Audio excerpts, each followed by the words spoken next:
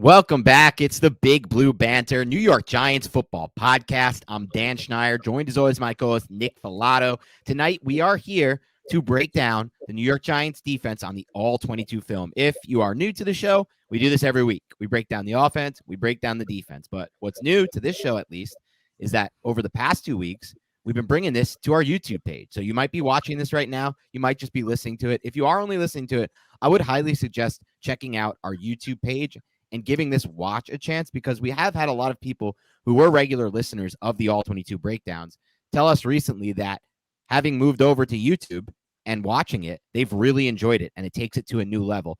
One thing you're going to get if you do watch it on YouTube is the All-22 film. You may not have access to it, but we're going to walk you right through it. You'll see every play. You'll be able to have the opportunity to watch these plays as we watch them. Now, we've watched these plays countless times already.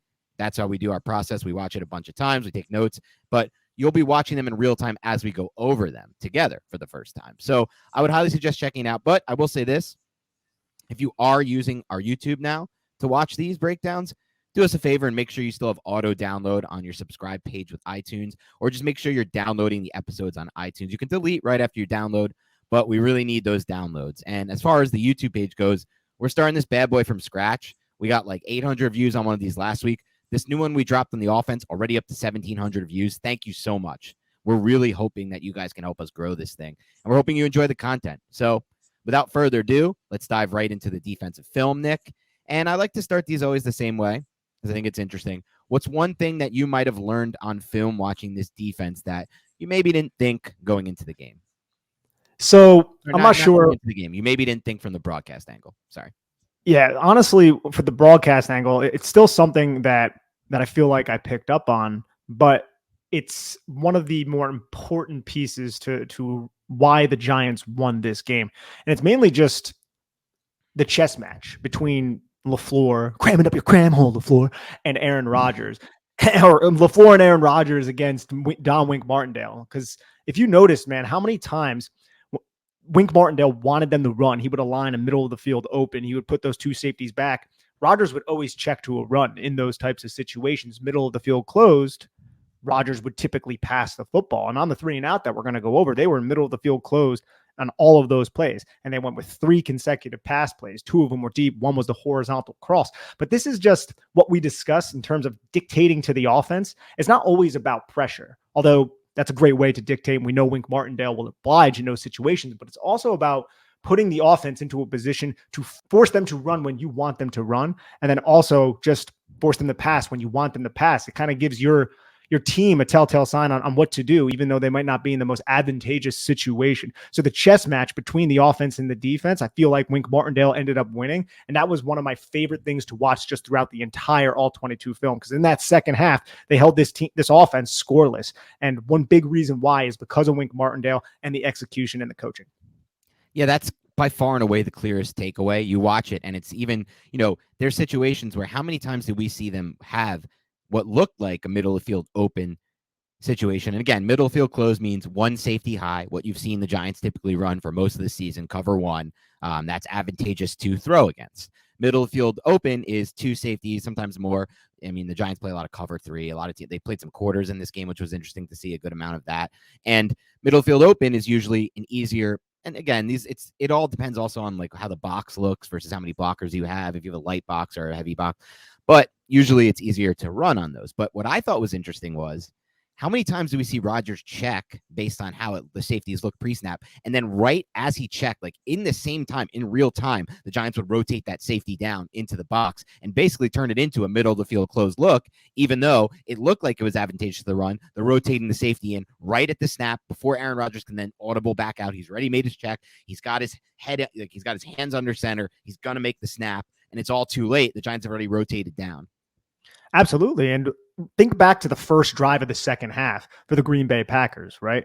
They hit that Randall Cobb play along the sidelines. In 5 plays, they picked up 4 first downs. So they were driving the football down the field, and they already had the lead at this point. It was one of those situations where we're like, damn. But then the Giants came up with the Dexter Lawrence sack, but 2 plays before that on first down was exactly like that. Middle of the field, open pre-snap. There's only a couple of seconds left on the play clock. Xavier McKinney rotates down to the weak side, so safety weak side rotation down, and then he shoots the A gap right at the snap. And Aaron Jones was going to cut back into the A gap, but he couldn't because Xavier McKinney was right there with no blocker anywhere near him because the angle of the defense, or the angle of the wide receiver who had to block him, there was no way he can execute that because he didn't anticipate Xavier McKinney to shoot down to the line of scrimmage right before the snap, man. And then that's one of the best run blocking or run defending plays that I saw. I can't wait to go over it. It forced Aaron Jones to run right into Nick Williams, O'Shane Zimenez, and Dexter Lawrence. I think. Yep. 2-yard gain. Exactly. Before the snap, Rodgers simply thought was going to be a big gain. Like, he thought I could check into this run and get at least 8 or 9 or 10. And with that, like you said, with the chess match that Wink played, rotating down, he was able to. McKinney forces him side. Nick Williams does the rest, and that's a 2-yard gain. That's huge right there. And I'm excited to see. We'll see if this ends up happening as I envision in my head, Nick. But I'm excited to see Landon Collins on the field, potentially in a role where he's rotating down right before the snap when they don't know, and he's shooting downhill on the line of scrimmage, because healthy Collins shooting on the line of scrimmage to me is something I remember from not my childhood, from like recent years. And it's a lot of fun because that dude is physical. He's an amazing tackler, and he's going to help the run game a lot. I think the run defense for the Giants. I'm really interested to see how they're going to use him. And if it might just be the Tony Jefferson role, to be honest. I don't want to get ahead of myself. And Tony Jefferson, I feel like, played well in this game. Everything that he's asked to do, he does it well. I mean, one reason why that sack happened on third down was because Tony Jefferson sold, and it was pre-snap alignment, but he sold the fact that he was going to come on that blitz, which held the guard and held the tackle and allowed Kayvon Thibodeau to win high side, and then also just got the guard into a position where he was late to engage Dexter Lawrence. So that pre-snap alignment of just putting him in the A-gap and then dropping him underneath the weak side number 2 was gigantic, and it might have led to the Giants win. Little things like that can go a long way, and I feel like the coaching staff, every single play, man, that they're putting their players into the optimal position. You just can't usher enough praise onto it. A couple other just quick things that I want to throw out there from watching the film. The first one being, this is something you only see when you watch the film, I was surprised at some of the plays that Aaron Rodgers left on the field. The 2 standout plays were the one double move where he had both Tanyan and Dobbs. I don't really know why. He looks at them too. I don't know why he comes off of that. Yes, Nick Williams is getting some pressure, which helps, but they are open. Look, it has to be all throws in the NFL have to be thrown with anticipation. The best quarterbacks are thrown with anticipation, but that's open. Like, as he looks there, the ball should already be out anyway. But even if he doesn't throw that with anticipation, when he looks over there, he still has time to get that ball out. And then he comes off it, goes back left, throws it out of bounds. That was weird. The Lazard open later in the game. Like, I guess that was another double move, just a little bit in the deeper half. He has that ball too. And I don't know why he doesn't throw that one either. He doesn't pull the trigger on it. I think part of this is like Rodgers does not have good trust in his receivers right now. Even Lazard wasn't playing a big full-time role last year. That's why you see Cobb on the field for all these snaps. It's the only one he trusts right now. He doesn't know where these other receivers are going to be, and he doesn't have the timing down with them. I think the Giants might not win this football game if Davante Adams is still a Green Bay Packer. And I understand definitely not winning this game with Davante Adams as a Green Bay Packer.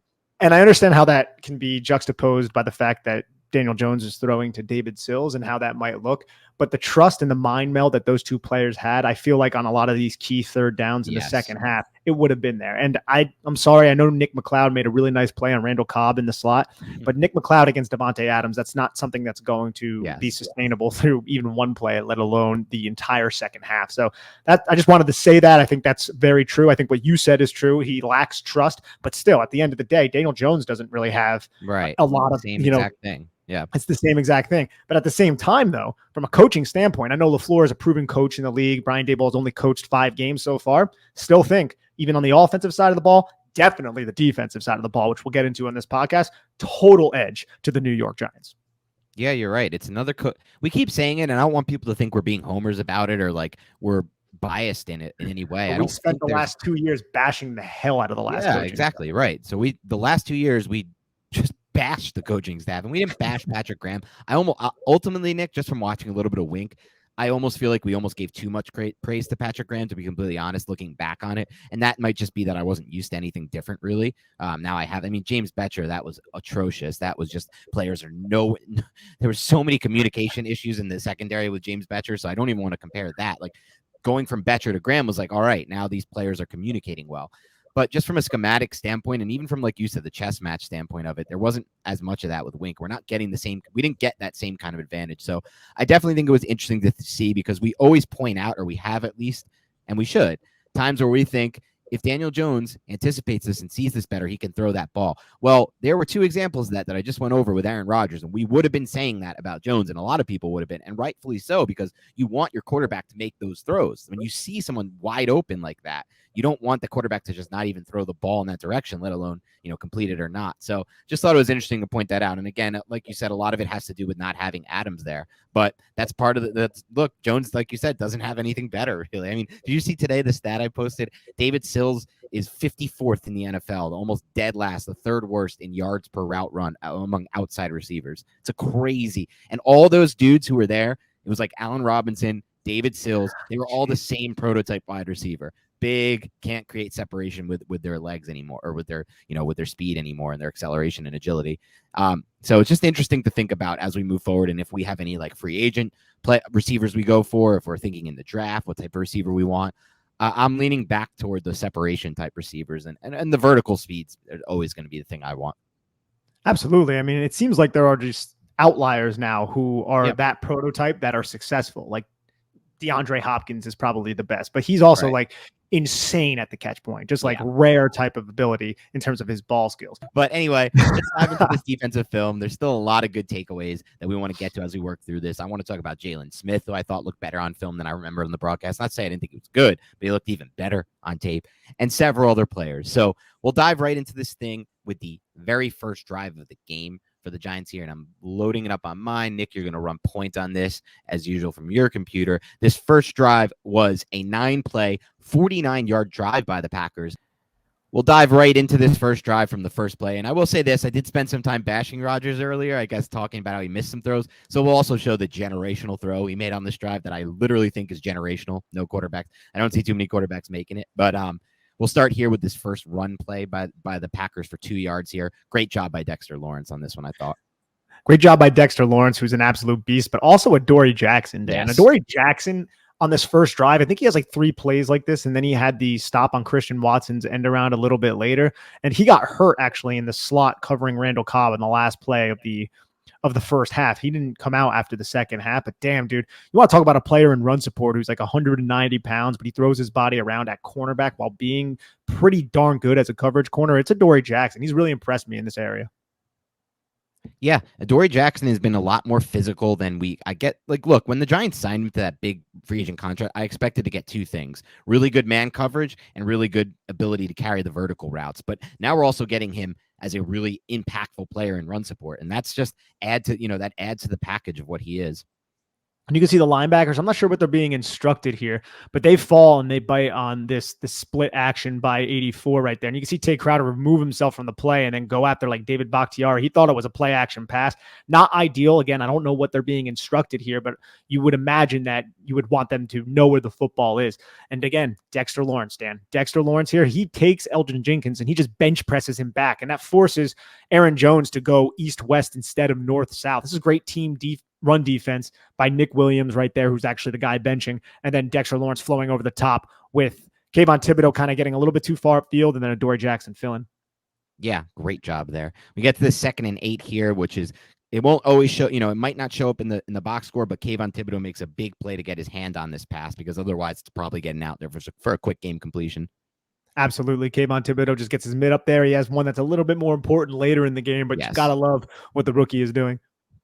Then we get to this 3rd and 8 situation. Giants force him into a 3rd and 8 early, but this is the generational throw I was talking about from Aaron Rodgers. Either angle you watch it from, it's unbelievably impressive. His pocket manipulation, and then the ability to generate that much on that pass from that platform, in addition to like cruising that thing through 3 Giants, essentially. Unbelievable throw right here from Rodgers. It is. The Giants are in some sort of cover 3 match, 3rd and 8. They only send 4. Tay Crowder bails out, sinks underneath right here. And you could see that Dane Belton just kind of takes a bad angle on Randall Cobb. You see it a little bit better on the end zone angle and kind of gives him a little bit too much space. And this is kind of what we were talking about before. Aaron Rodgers trusts Randall Cobb, and he looks right for Randall Cobb in this situation, but he has to step up and around. The way he manipulates that pocket, my God. Yeah, it's great. Let's watch that. You can see the Giants, man, they get pressure because they run this ET stunt. And you could see right here, Jihad Ward, 290-pound edge, right? This is the E part. So ET means the E is going to be the penetrator, the end, and the tackle is going to be the looper. And he tries to penetrate and get 76, but he kind of gets washed down, and then he ends up getting 71, which frees up Nick Williams right here. So 4-man pass rush, but you have a twist built into it, and it frees up a rusher. It's just Aaron Rodgers does such a good job right there running. Just misses Jalen Smith. Alan Lazard, like so many guys almost end up tipping this pass right here. Like, wow, Jalen Smith almost does. Alan Lazard, and then Dane Belton, who's just a little bit right in the chest. It's an insane pass by Aaron Rodgers. Crazy stuff. Luckily, he didn't have too many. That was basically it. I mean, as far as those ridiculous tight window throws go, that was pretty much it for the game. So kudos to the Giants. Then we get here a little 7-yard run for A.J. Dillon here. Yes, it's a 7-yard run by A.J. Dillon. Giants, what are they in? Pre-snap, middle of the field open, like we said. So even if it wasn't a run call before, Rodgers is going to check to a run in a lot of these types of situations. And then you have motion. So motion to that strong side. So you have Xavier McKinney rotate down to the strong side, and then it's just a halfback pitch. And you could see, I feel like Kayvon Thibodeau does a solid job pressing upfield and then forcing A.J. Dillon to kind of cut back as we see right there. It's going to take a little bit to load up. Sometimes the computer is a little slow here, but you'll see it here in just a little bit. I hate how the camera was, the weather was really crappy. The weather was bad for our All-22, at least for the film we were getting. I don't know if that was a weather thing, but it might have been. And then you could see right here, Dory Jackson again makes that physical tackle. Physical fill by Jackson. Yeah, exactly. And also Jalen Smith just kind of takes out 2 blockers there. Obviously, ideally you want him to defeat that, but I mean, you take out 2 blockers and force number 9 to block you, allowing a Dory Jackson to really make this tackle. It's just wild to see 97 just always moving. He didn't make the play on this one, but he was close, and he's always just moving so well across the line of scrimmage laterally for somebody that size. He was doing that last year too, man. He was in the run game. He was certainly doing that. He's been doing that his whole career. Absolutely. And here we're going to see him make a tackle again. This is going to be a middle of the field. This is a middle of the field closed type of look, and I believe they end up running anyways. You have what, 1, 2, 3, 4, 5, 6. Yep. 7 in the box, I guess you can say. You have A.J. Dillon. They're going to try to run the football here and watch Dexter Lawrence shed, get low, help make the tackle. Giants rally. Everybody else makes the play too. This is something, man, the Giants do such a good job at, man. It's just their discipline in the run game. They're typically always where they need to be, and that's just beautiful to see. We saw it a little bit in 2020, and I think a lot of that was because Blake Martinez was elite at just being where he needed to be within the tackle box. But we saw after Blake Martinez went down with injury how horrendous the Giants defense was in terms of protecting their gap and executing their run fits. But this Giants defense so far has been very good at that, despite the fact that they might not have pure talent at the linebacker position. That's a really interesting observation, Nick, because I think anyone who watched this team on film last year versus the year before saw exactly what you just said. Blake Martinez was just always in the right spot, always in as far as in the tackle box goes. And then last year we had so many examples of bad, undisciplined linebacker play. Now, really with the exact same personnel, with the exception of Jalen Smith, who actually played for the Giants last year, so it's not even too different. They're a much better team stopping the run. I think part of it is what you said earlier. They rally to the football well together. And it's also, like you said, a little bit of the scheme too. And I also think it's additions that we don't talk too much about, like Jihad Ward, Nick Williams. Yes. Like Nick Williams kind of stepped in, and he is, I think, better than Austin Johnson was as a run defender. Yeah, now I would agree with that. He's probably not as good as a pass rusher, at least not right now so far through 5 games. And this is also, like we brought this up 2 podcasts ago at defense, where we haven't seen everybody really together yet. Kayvon Thibodeau, Azeez Ojulari missed week 1 and 2. Leonard Williams, who arguably is your best in the front, he played 1/2 of week 3 before leaving. So once we get everybody back, I feel like they can really kind of get together and maximize what this run defense can actually end up being. Yep, you're 100% right. All right, we get to this 1st and 10 play because that was a conversion, even though the Giants did play that pretty well. It was only 3 yards to go. So we get to a 1st and 10 here with 12:07 here. We got 5 defensive backs on the field for the Giants against a 12 personnel look with 2 tight ends. And look at that. This is a pure miss right here by Aaron Rodgers. He's looking to the left side. This is the one we referenced earlier. Yeah, look, the Giants are in off coverage. It's where they are on the field right here. And you have the tight end in line. So you have cover there, cover there, cover there, cover there. And you're going to get a double move to the to the boundary side right here, and watch both Robert Tonyan and Romeo Doubs sell the double out route, and then they go up, and both Dane Belton and Dory Jackson are. And look at where Rodgers is as you freeze that. I mean, right there, it almost looks like he's winding to make that throw. I'm surprised he pulls that back down. I think it's the pressure from Nick Williams here. We were just talking about him, right? I think Nick Williams throw through that, really. Oh, I would say so. Yeah, absolutely. Because he checks this side, that holds the safety in place. Right. This is built into the playbook. They're anticipating man coverage. Like it's not like they were caught off guard by the fact that the Giants are in middle of the field closed man coverage. So he's looking that way deliberately, first to see if the slant is going to be there, but the linebacker stays put. So he's not going to throw that right into the linebacker. But that also gets the safety to stay between the hashes and allows this double move to come back. And you see how he whips his eyes around. You could see it here. He has both of those players wide open. The reason I'm not really sure why he didn't throw the football here. Yeah. Williams is bearing down on him, but you can still get that ball off. You can. And look, you can see Robert Tonyan right here, kind of like there's a lot of space between the safety so much space of the hash, but we flip back to the sideline.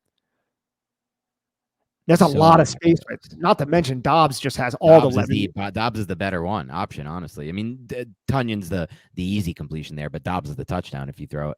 And he can make those throws. That's the thing. He has the arm talent to rip those balls on the money. Absolutely. I love this play call by LaFleur right here. Yeah, it was a great call by him to beat it. But bad job by Rodgers. And this cost them 4 points ultimately in the game. Yeah, and plays like that, man, it can, like you said, ultimately cost you the game. Even just missing that one play. Who knows if they scored a touchdown here, how the Giants would react. You just never really know. So that's the Giants got away with one there. I'll say something interesting about the second down run, which was a 5-yard gain here to get them into a third and manageable situation. The Giants put 5 defensive backs on the field against 12 personnel here with 2 tight ends. So we see that we've been seeing that a lot. Some of the lighter personnel groupings from the Giants, like we'll see the play after this, a 3rd and 5. The Giants have 7 defensive backs on the field for a 3rd and 5, which is crazy. Not in a bad way, just interesting. But I thought this was an interesting development. I mean, they end up getting 5 yards from it. And a Dory Jackson, again, like I said, the 3rd run play right here where Dory Jackson flies down and makes a tackle on Aaron Jones, along with Jalen Smith, who, again, so far just through the first drive, I feel like is having a pretty solid game. Yeah, he does a great job there, scraping off over the top and getting to the man. Absolutely, and that sets up the 3rd and 5, right? Yep. And this is 7 defensive backs on the field for the Giants on this 3rd and 5. And this is not the first time the only time they'll do that in this game. They did it down in the goal line. It's just wild. Just for you guys watching along, look how interesting this pre-snap alignment is from the Giants, right? There's all these guys on the line of scrimmage. There's basically no safety. This is cover 0, right? This would be constituted as cover 0. Yeah. And so the Packers are in empty formation, and basically they have man up on every single one of the players. The number 1 and the number 3 to the field side are off coverage, with the number 2 kind of pressed up on the line of scrimmage. And then Robert Tonyan, who is the number 1 receiver to the backside of the formation, has off leverage with the Giants defensive back right in Aaron Jones's face. And then the Giants essentially send everybody except for O'Shane Jimenez, who is to the field side, the 3 receiver side, who is just has to reroute the number 3. So he just reroutes the number 3, kind of like walls him off, even though that's not the technique. You just want to disrupt this release of Randall Cobb to not allow an easy play over the middle of the field. And what happens if we go to the end zone angle, you'll really be able to see this. Dane Belton is a free rusher. Nobody picks up Dane Belton because the Giants are crowding the line of scrimmage. He gets right into Rodgers' face, and the ball ends up going incomplete. But if you look here, it's only a 5-man protection. It's hard to have more than a 5-man protection.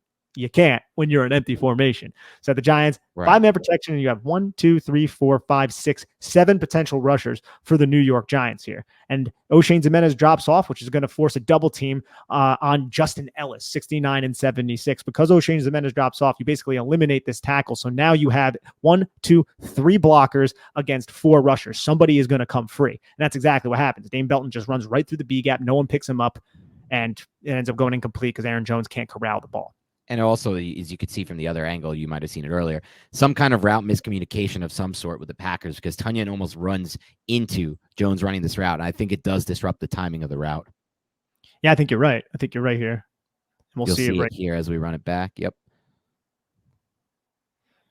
Just something there. I mean, maybe he's trying to run. I think it's just a pick route. Yeah, this is just a pick route. I just think Aaron Jones might have gained a little bit more depth than Robert Tonyan thought, because they almost make contact here. That's a really good. Yeah, it's a really good design against man coverage. You could tell that LaFleur and Rodgers, their game plan was to attack man coverage. Right here, you don't even have a safety in the middle of the field, but the pressure ends up getting home. You want to dictate, pressure breaks pipes. Great job, Wink Martindale.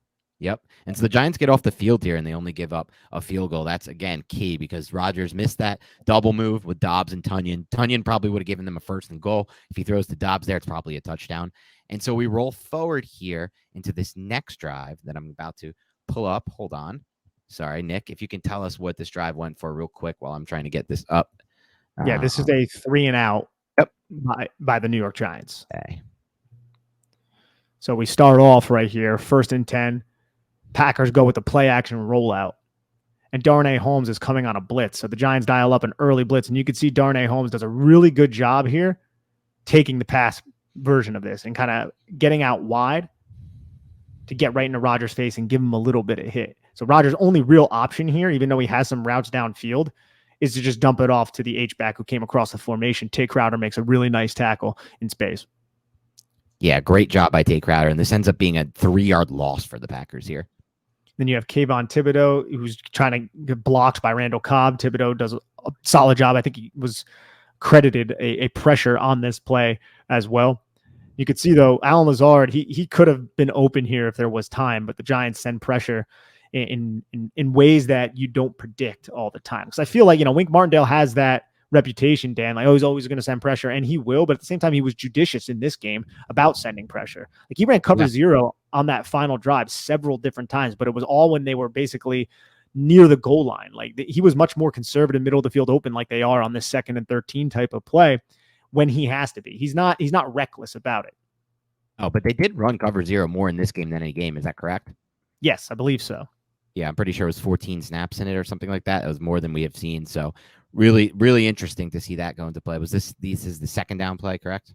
Yeah, it's all contextual. A lot of the 2nd and 13, a lot of the cover zero plays are when they're in the red area, which is interesting, right? So you're really dialing up the pressure and putting it to the quarterback, which is interesting in and of itself, but you have no safety help. So you're trusting Nick McLeod and Justin Lane and Fabian Moreau to really hold up in man coverage. And the Giants were able to have success doing that. And on the 2nd and 13 play, middle of the field open to start, Xavier McKinney just rotates down to kind of not necessarily a buzz position. It looks like he's kind of rotating down. He's looking at Aaron Jones to see what Aaron Jones is doing and just maintaining position in the cover 3 curl flat defender spot.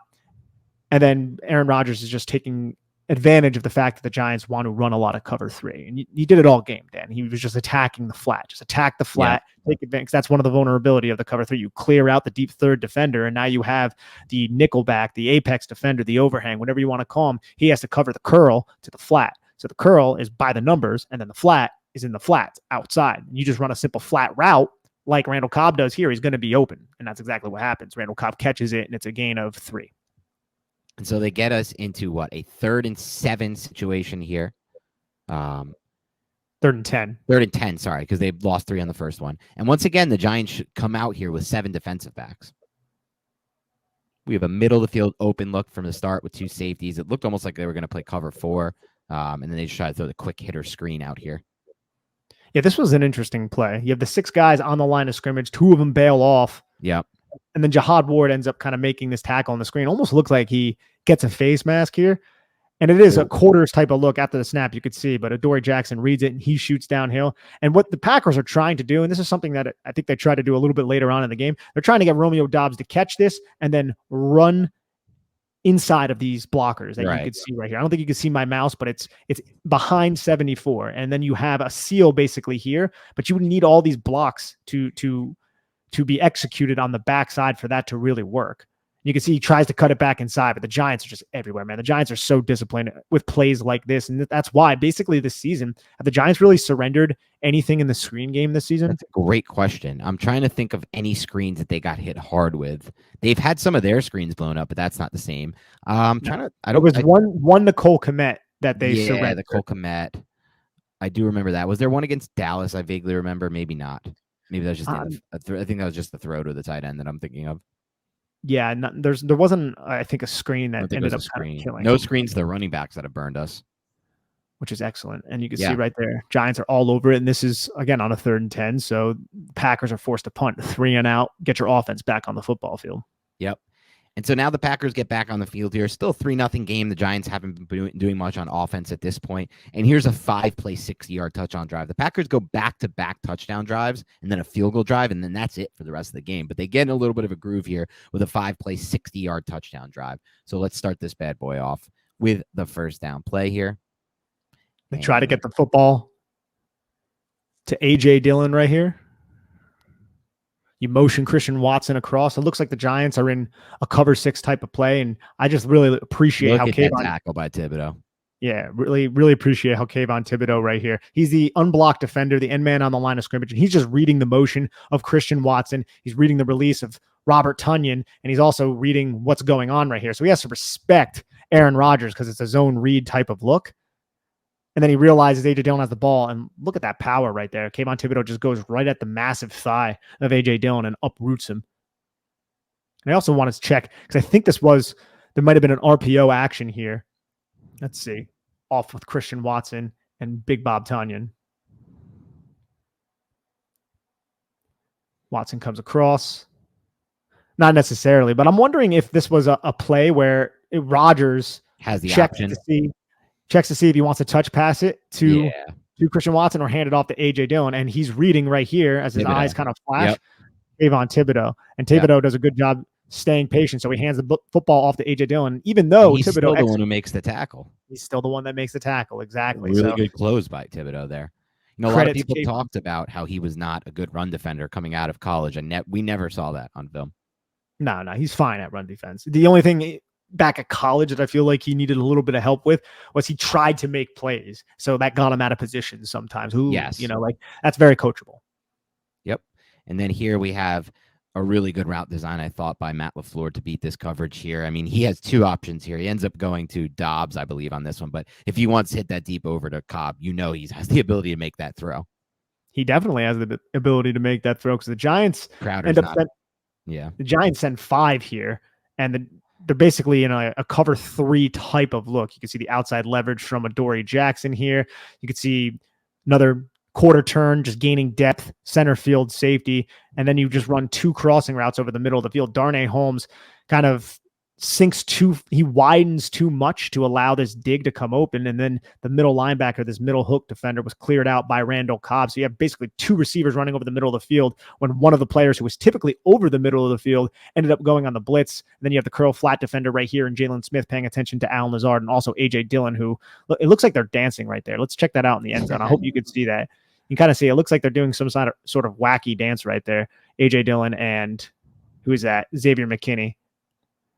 Xavier McKinney gives him a pop, but A.J. Dillon is just an absolute stud. The Giants don't really get pressure here, and it's an easy pitch and catch on the dig. Throw was a little bit behind Romeo Doubs, but it ends up going for a nice game. Yeah, two different options there for Aaron Rodgers. He goes with probably what would be the easier throw there, but still, like you said, a very big gain there for him. And that really sets them up almost immediately in scoring position here. And then they run this little, this was the end around, the end around, right? To reverse to Christian Watson and the Cowboys. Well, the Packers are aligned in just 21 personnel. So it looks like they're going to run the football. They motion 81 to an offset position, and then they go into the play action. They just try to hit the reverse. And you can see the Giants right here. They're not fooled. Like, look at Jalen Smith. He's the player I want everybody to pay attention to here. Jalen Smith is reading his run key because watch Josiah DeGuara, number 81. He acts like he's going to block to the strong side, and then he cuts back to the weak side because it's a reverse. And you could see it doesn't fool Jalen Smith at all. He just follows DeGuara the entire time. He has his eyes on DeGuara, and that he ends up getting intercepted by 74, but that eliminates a tackler. And then Jihad Ward ends up kind of coming free. He's not fooled by this at all. He just follows DeGuara as well. And who makes the tackle? Such a good angle. Jackson takes such a good angle. Such a good angle Jackson takes on this. I mean, that's the key here. The angle that he takes coming downhill. That's what makes this play. Yeah, because DeGuara is trying to get out to block with him, but he gets behind the line of scrimmage enough to box Christian Watson inside, which is not easy. Christian Watson is a 4'3" athlete. And then he tries to cut it back and he can't because that's a lot of body control right there by a Dory Jackson, not only to kind of get outside and then get into the face of Christian Watson, but recollect and then explode through to make a wrap-up tackle. Very nice play by a Dory Jackson. Hopefully he's healthy. Yeah, I mean, look, we've gone over like 3 drives at this point. It's the 3rd drive. Dory Jackson's already made multiple plays. I think 3 or 4 plays in the run game. So, yeah, 4 plays on 3 drives. And this obviously you're picking up now after the pass interference. We don't have the penalties on the film that we get, so we don't get to see those plays, which sucks. I'd love to kind of run those back and see if they actually are. In broadcast, rewatching it broadcast, Nick, I thought it was a little bit of a bogus call here. To be fair, the Giants got some calls later, which we'll kind of look into later on as we go through this film. So I didn't think it was like overly unfair, the refs or anything, but I didn't love that call for defensive pass interference. Yeah, I thought it was a little ticky-tacky. It was one of those plays where it's like Xavier McKinney should have enough respect right now to where he would get away with that because it wasn't egregious enough to the fact that like it totally altered what Bob Tonyan was supposed to do. Yep. But we'll go over now the 1st and 4 play. Yeah, 1st and goal from the 4 here. Looking at it from that sideline view. Try to run the corner with Cobb on this one, right? Yeah. Yep.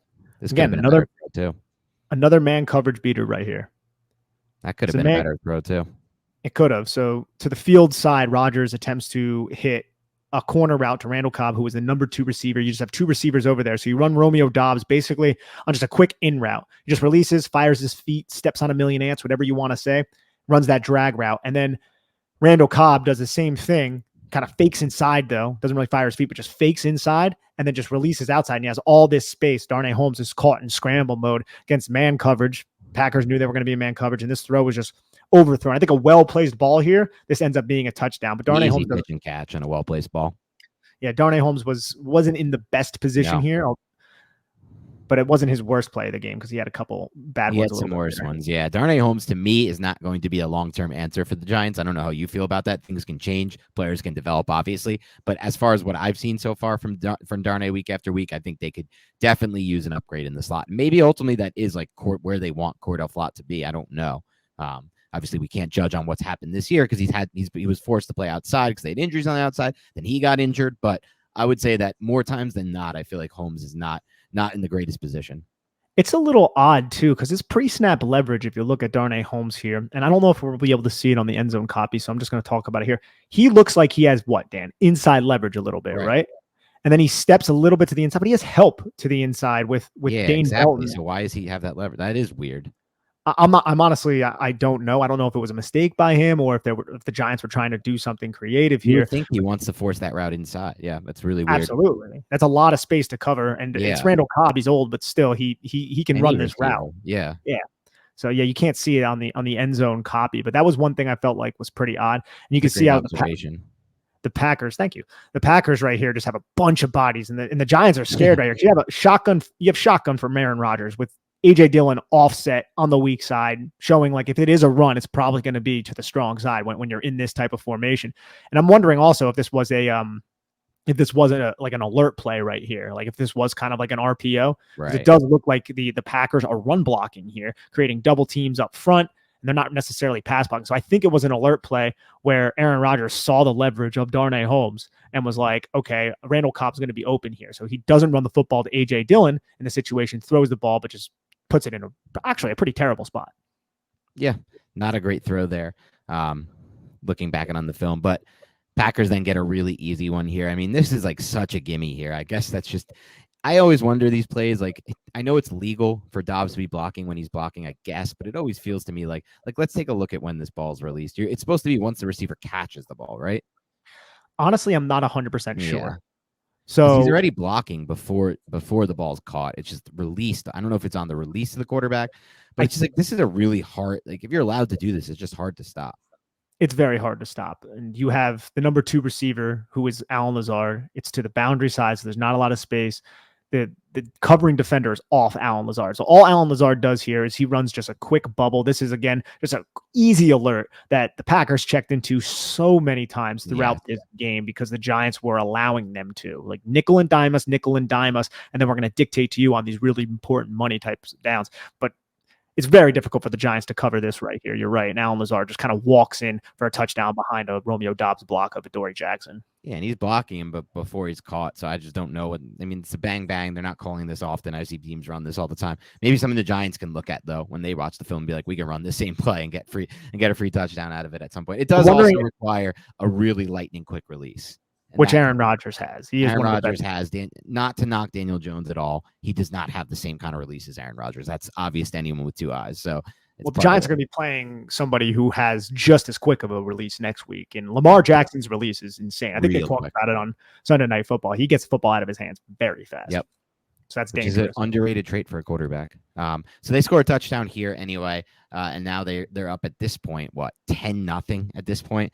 Giants kick a field goal. At least they get something on the board. But then the Packers, this is when it started to feel like, oh my God, we're going to get killed by the Packers, because they go on a 13-play, 75-yard, demoralizing 7.5-minute touchdown drive to go up 17-3, where it just looked like the Giants couldn't do anything to stop them.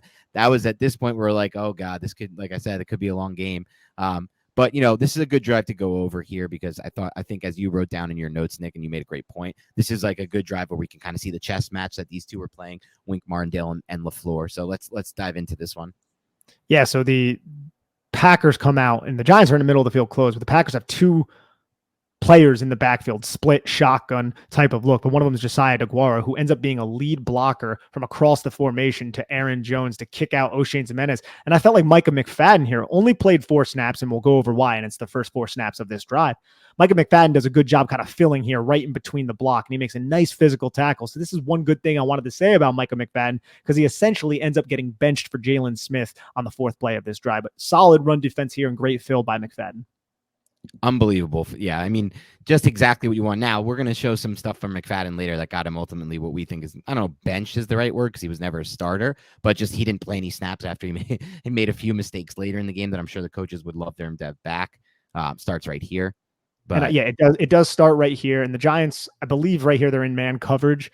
And I can say that after it looks like they're in some sort of man coverage, could be match, but you can see Aaron Jones has some sort of leverage on Micah McFadden. If you're watching on the YouTube, you're checking it out from the end zone angle. Micah McFadden is aligned inside of Aaron Jones. So Aaron Rodgers just catches the pass or the snap and then just throws it to Aaron Jones, who ends up stiff arming Micah McFadden and picking up a good chunk of yards. I believe it's 8 yards on 2nd and 7 to get into 1st and 10. So that was one thing that Micah McFadden did that might have ended up getting him into trouble, but we'll see in 2 plays what else there was. But other than that, you have cover 1 here from the New York Giants and just man coverage across the board. You can see, man, the Giants cornerbacks are doing a good job just engaging. Like Moreau right here gets his hands on and he just rides, and there's no separation from Dobbs on this play. You can see a Dory Jackson. It looks like Allen Lazard wins a little bit to the inside, but a Dory Jackson is quick enough to kind of break down there. And then you have Bob Tonyan, who ends up getting double covered here because Tay Crowder is just walling him off. And then you have the secondary defender who is paying attention to Mercedes Lewis,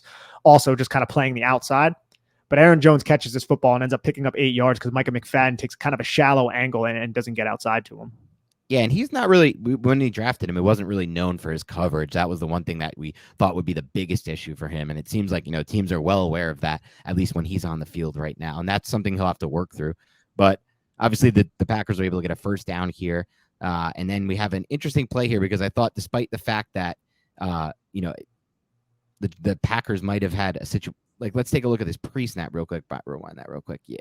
So you look at this here, and the Giants have what is that? Like a 7-man box right here, you would call that?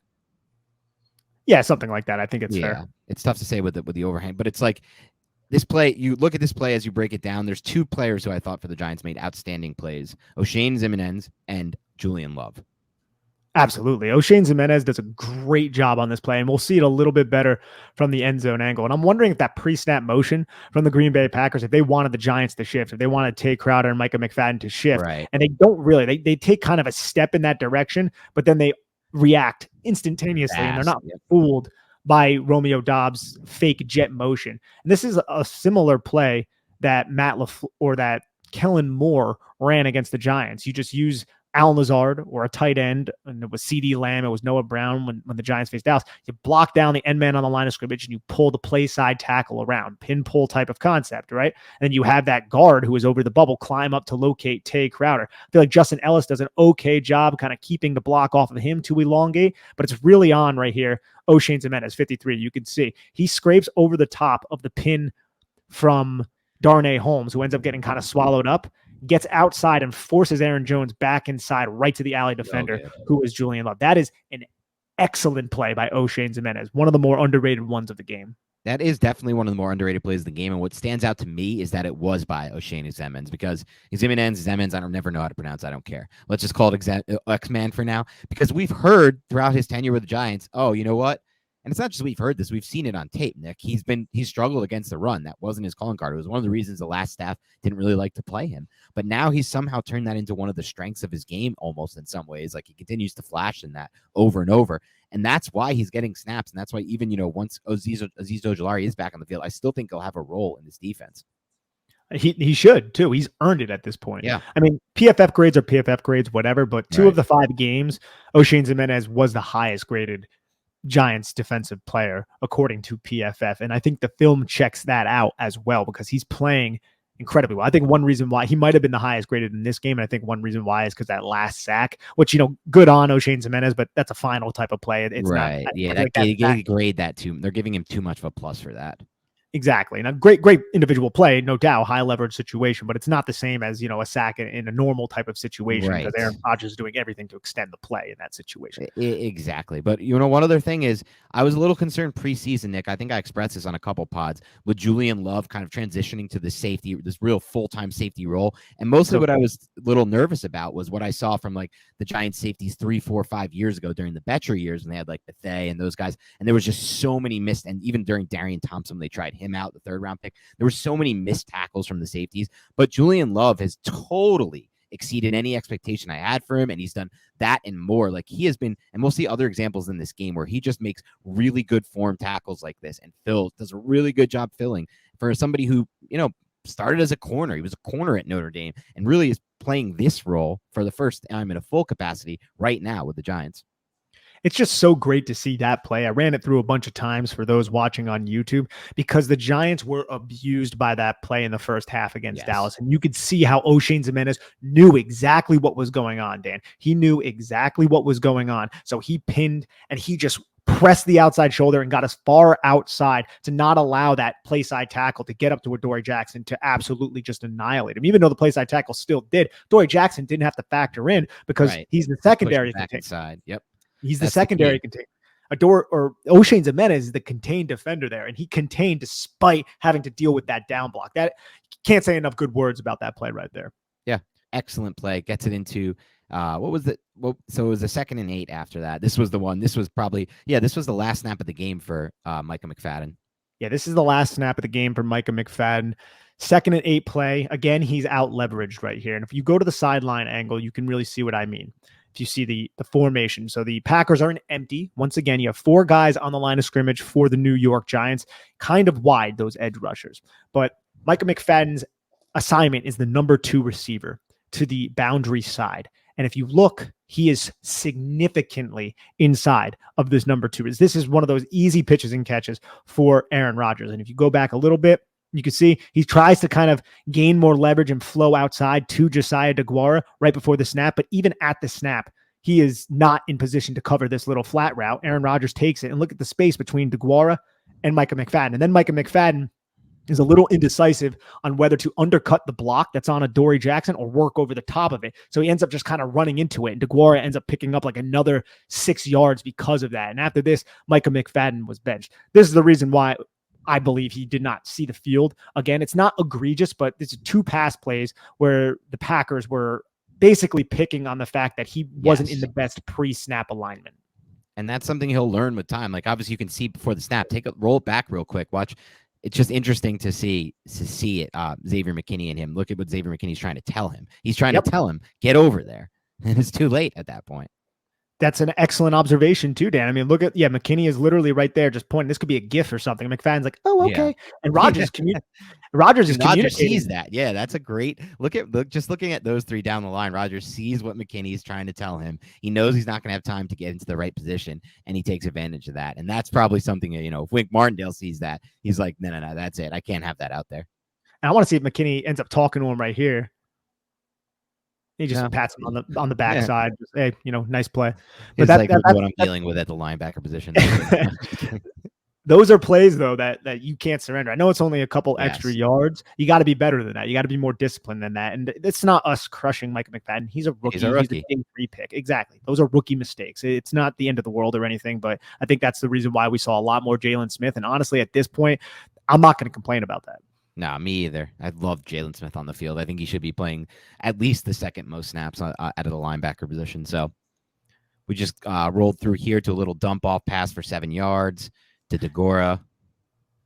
And this is one play where it's play action. Jalen Smith tries to gain depth to remove the dig route from Romeo Doubs, and DeGuara ends up falling down on the block, but then he's an eligible receiver. So he gets up and he has a lot of space on Jalen Smith too. It's a little bit of a different situation than the Micah McFadden one. So you have a receiver, or you have a cornerback coming from depth now who's not really covering anybody, who comes down to help Jalen Smith make this tackle.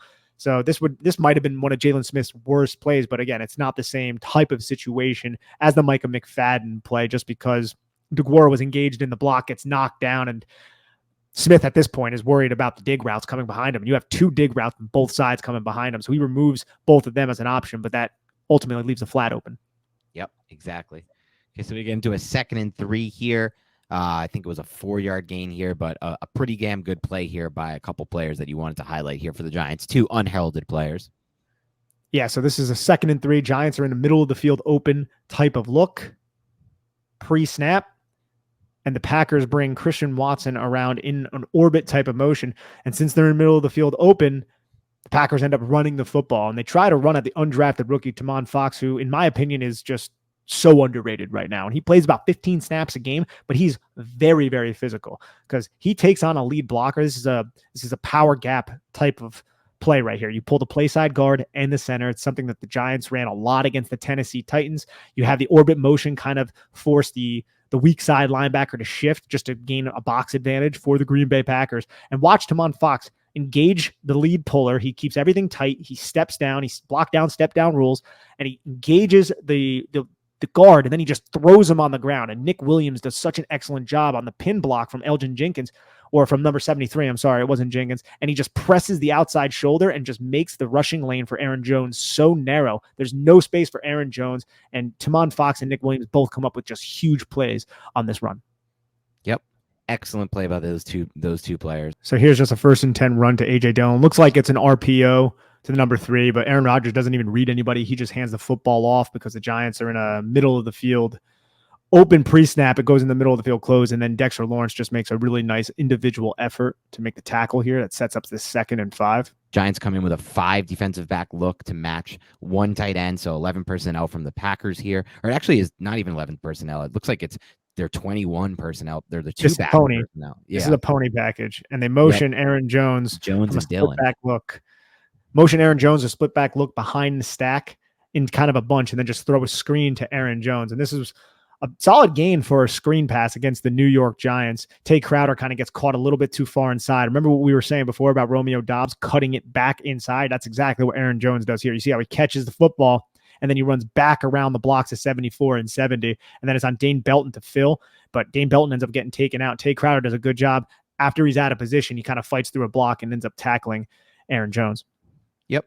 And the Packers are just outside of the red zone here. And just like they did last week, just get the football into Christian Watson's hands. So this is just a little touch pass to Christian Watson, and the Giants play it really well. And again, look at Jalen Smith. Who is it, baby? It's Jalen Smith, all the way from the far hash. That's what I was thinking. Yeah, watch where Jalen Smith is. Here we go. 54 lined up pre-snap, and look at the play that he makes to run down Watson here. Just the natural instincts that he has as a linebacker. That's what stands out to me with Smith. He sees that motion pre-snap. Look at him take a step before the snap's even made. He's going for that, and he goes right in and gets him. Yeah, and you can see, man, the guard's trying to climb to locate him right here. Jalen Smith's like, nah. He's just too fast, honestly. And the angle is excellent, man. He's taking a downward angle while moving laterally. He's not surrendering any space here. He's going right between 2 blocks, undercutting 74, who's going to kick out Darnay Holmes here. And then he just makes a huge tackle right there on Christian Watson. That's just a great individual effort. And he needs to, because Tay Crowder's taken out of this play. If he doesn't make this play, I'm not sure that, like, maybe you can hope that Darnay Holmes makes this play, but that's not even a guarantee. Yeah, Darnay Holmes does a solid job trying to avoid the contact, it looks like. But that was just a great individual effort by Jalen Smith. Yeah. And then right here, you can see, look how far these safeties are. The Giants have safeties back. Wow. So this is just Rodgers. If you watch Aaron Rodgers, he checks to a run. He motions Aaron Jones to his side, checks to a run, hands the football off to him. And easy 8 yards right there. I want to check out the Giants personnel here from the end zone angle. But again, this is just LaFleur taking what's there and Rodgers taking what's there, just finding Randall Cobb in the flat right here for a solid gain. You can see that's definitely him throwing a block. He's not even trying to sell the fact, Dan, that he's running a route right here. He throws this block. Like, this is getting called a lot of the times. This is one of those things that, like, I don't know, like, you got to try to at least act like you're running a route, right? He lowers his shoulder to create this not natural pick, this very unnatural pick. Yeah, Nick, I don't know how that's legal. I guess it's legal. I don't really know. I mean, look, there were some misses on both sides. I'm not trying to say the Giants got screwed or anything, but you're supposed, like, when the Giants were called for their offensive pass interference in those first few games of the season, like, the whole idea was that these receivers weren't running routes, right? They were just like, the refs had deemed that the Giants were using them to create someone else, an opening for someone else. How is that not the case here with Romeo Doubs here? That's all he's literally doing. He doesn't run through. He takes the 2 steps and then squares up. So I don't know. Also love the pursuit here, man. Look at these 4 Giants just bearing down to keep Randall Cobb out. And then also, I just wanted to show the defensive personnel. You're near the goal line right here, Dan. And look, where's the linebackers at? Where are the linebackers, Dan? They're on the sideline. Yep. The Giants roll out Tony Jefferson, Dane Belton, Xavier McKinney, Julian Love with Jihad Ward, Dexter Lawrence, O'Shane Jimenez, and Kayvon Thibodeau. Not one inside linebacker on the field while on the goal line. Wink Martdinale, baby. Just unbelievable to see. And here's the touchdown pass to Mercedes. This is a very well-schemed play by the Green Bay Packers. Play action, Perfect. Fake the end around, something that they showed a little bit throughout the drive. And then just leak Mercedes Lewis. Very easy touchdown. Kind of just throws Kayvon Thibodeau aside. This is very nice. Very nice. Great to see. Not really for us. I mean, it's terrible to see for the New York Giants. It's just good football on the goal line. Good football to see. Not good for the Giants, but that's not always what sometimes I just like to see good football. I mean, you look at the double fake here, and Aaron Rodgers so smooth turning around in this. Look at his footwork. Oh, it's very smooth. But also, if you watch the New York Giants, you could see their defense bite so hard on the fake end around because they see right away that A.J. Dillon does not have the football. He doesn't even try to act like he has the football. He wants the New York Giants to believe that this is going to be an end around. Like, watch A.J. Dillon. He pretends like he gets the football, and then he opens his hands and goes to, like, block or something. And you could see Julian Love, Tay Crowder, Dory Jackson, Jalen Smith, Xavier McKinney. They're all going after Christian Watson here, and nobody even remembers that Mercedes Lewis is in the NFL. Touchdown. Yep. And so the Giants give up a touchdown here. It's okay in the long run because they end up winning this game. But as I'm looking up the drive that goes after this, it's touchdown, field goal, punt, downs, end of game. So really, that was where the adjustment was made. That was when you can talk about this field goal drive because it's right up against the half, and they might have been able to score 7 if they had more time. That's debatable, but either way, the Giants defense started to take the steps toward what they needed to do to win this game right after this touchdown drive. I felt like, at least. Yeah, and this is just like you said, right at the end of the half, the Packers, this is the last offensive points they're going to get in this game. Packers drive down the field. First, this personnel package right here, you have no linebackers on the field whatsoever because the Giants are anticipating pass, but they are in 2 high defense at the moment. And I believe they play 2-man a lot on this drive. 2 high defense. So what does Aaron Rodgers do? I know they're a little bit pressed for time. He hands the football off to Aaron Jones and gets a big chunk gain right there. And Julian Love just throws an excellent open field tackle. Yeah, just another example of Rodgers checking into plays that were advantageous for the Packers. This is what you expect from a veteran quarterback, and it was part of the whole chess match that these two were playing against each other. Wink versus Rodgers, Wink versus LaFleur. Dexter Lawrence almost makes one hell of a play there, but there's Julian Love. Once again, another big-time saving tackle here from Julian Love. I love it. He makes the contact and he just keeps his feet moving. That's something that I love the most about Julian. He does not like one of those like slug tacklers who just kind of stick to you and just like drop their weight. It's like, he keeps his feet moving and drives you into the deck. Just don't do that to a quarterback. Yeah, we don't want the penalty. We don't want the penalty. But that sets up another 1st and 10 right here. And this is where the Packers are just kind of, moving the football down the field a little bit. They're in a 3-by-1 set, and the number 3 receiver just kind of out leverages the New York Giants. And Aaron Rodgers knows it pre-snap. And if you're watching on YouTube and if you're listening, 3-by-1 set to the field, you have the 3 receivers, and you just have 2 receivers who are off the number 1 and the number 2, with Darnay Holmes kind of splitting the difference between the 2 and 3. But the next closest defender to the 3 is O'Shane Ximines, who is the end man on the line of scrimmage. So Aaron Rodgers knows pre-snap that he's going to have Randall Cobb easy on the flat, and you're going to have 2 blockers in space. He takes what's there, picks up about 8 yards on this play. Again, just taking what the defense is giving you. This is easy pitch and catch for Rodgers. And this is kind of what he did all half, really, against the Giants. Just took what they were giving him. And that's why it was, and I spoke a little too soon earlier when I said this was kind of the turning point. This wasn't the turning point. The next possession after the half was the turning point. It was the halftime adjustments that Wink Martindale made that made the difference in this game. Because as I'm looking back now through this drive, he's still doing exactly what he was doing on those first drives. He kind of just ran out of time with the clock. Exactly. And we get a switch coverage here, which I felt like was pretty good. Somewhat like a banjo, because you have the New York Giants playing 2-man under again, but it's a 3-by-1 set to the 1 receiver side. Aaron Jones leaks out, and Robert Tonyan acts like he's blocking initially, and then he explodes over the middle of the field. And Dane Belton and Tony Jefferson kind of switch their coverage roles here. So I'm guessing that Dane Belton, who is the outside cornerback, if you want to call him that, here on this play, has the flat, the player to the flat. So when Robert Tonyan kind of goes like he's going to block Tony Jefferson, he just works over the top of that, and Tony Jefferson does a good job transitioning off of what Aaron Jones is doing, who's running to the flat, and takes Rob Tonyan, who would have been running wide open if Tony Jefferson did not switch his coverage here. And then Tony Jefferson makes a tackle. So he does end up making the tackle here. And that's something we haven't seen much from the Giants this season, right? A lot of switch coverages. No, not much. Not a ton of banjo type of coverages. I'm wondering if this was more of a reaction to the fact that Dane Belton thought that Robert Tonyan was blocking, and then Dane Belton was going to go down and make the tackle on what he expected to be a flare route. And then it was Tony Jefferson, being the veteran that he is, realizing that he's not blocking and saying, okay, Dane Belton went down on Aaron Jones, I got to take Robert Tonyan. It was one of those kind of adjustments rather than something that was built into the coverage. It could have been that.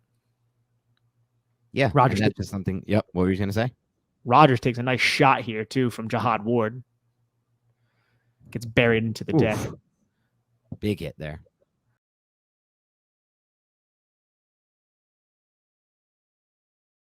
Rodgers, this is such a nice little 3/4 throw from Rodgers. Look at the arm angle on this one. Thunk. Yeah, this is the 1st and 10 play. I like the fact that O'Shane Ximines is looping to contain Aaron Rodgers. Good rush from Thibodeau. Yeah, Thibodeau goes right inside, occupies 2 blockers to get a pressure here and get his hand in the air, almost knock this pass. Yeah, and the arm angle of Aaron Rodgers there is just absolutely insane. But this is just a twist from the far side from O'Shane Ximines, who's trying to work around that tackle. But Randall Cobb, that is, ends up getting open on this 3-by-1 with the 1 kind of tight. He beats Holmes pretty bad here. He beats Holmes very bad here. You can't see Randall Cobb. Like, this is not like Holmes should not be getting beat this often by Randall Cobb. The Giants again are in 2-man under. It's not something they run a lot, but they ran a lot of 2-man under here. So that's 2 guys deep in the deep half. And watch Darnay Holmes. Darnay Holmes tries to punch with the inside hand and make contact. He's expecting an outside release here just because Randall Cobb kind of gave him that hard outside jab, as you can see right here for those watching on the YouTube. He does a really good job selling it with his head too. You can see the head just kind of dip in that position. Then he explodes off that outside foot. And Randall Cobb is wide open over the middle of the field. There's no rat in the hole. There's no one dropping off the line of scrimmage to be an underneath middle of the hook defender, which is something that the Giants did a lot in the second half, and we'll go over that. So Darnay Holmes just loses cleanly, and this ends up being a huge gain for the Packers. So this is an interesting one for me, Nick, pre-snap, because it looks like the Giants are in some kind of middle field close, but they rotate down the safety, and it almost becomes like a cover 0 look. And I'm sure they charted this as one of those 14 or whatever it was, cover 0 snaps.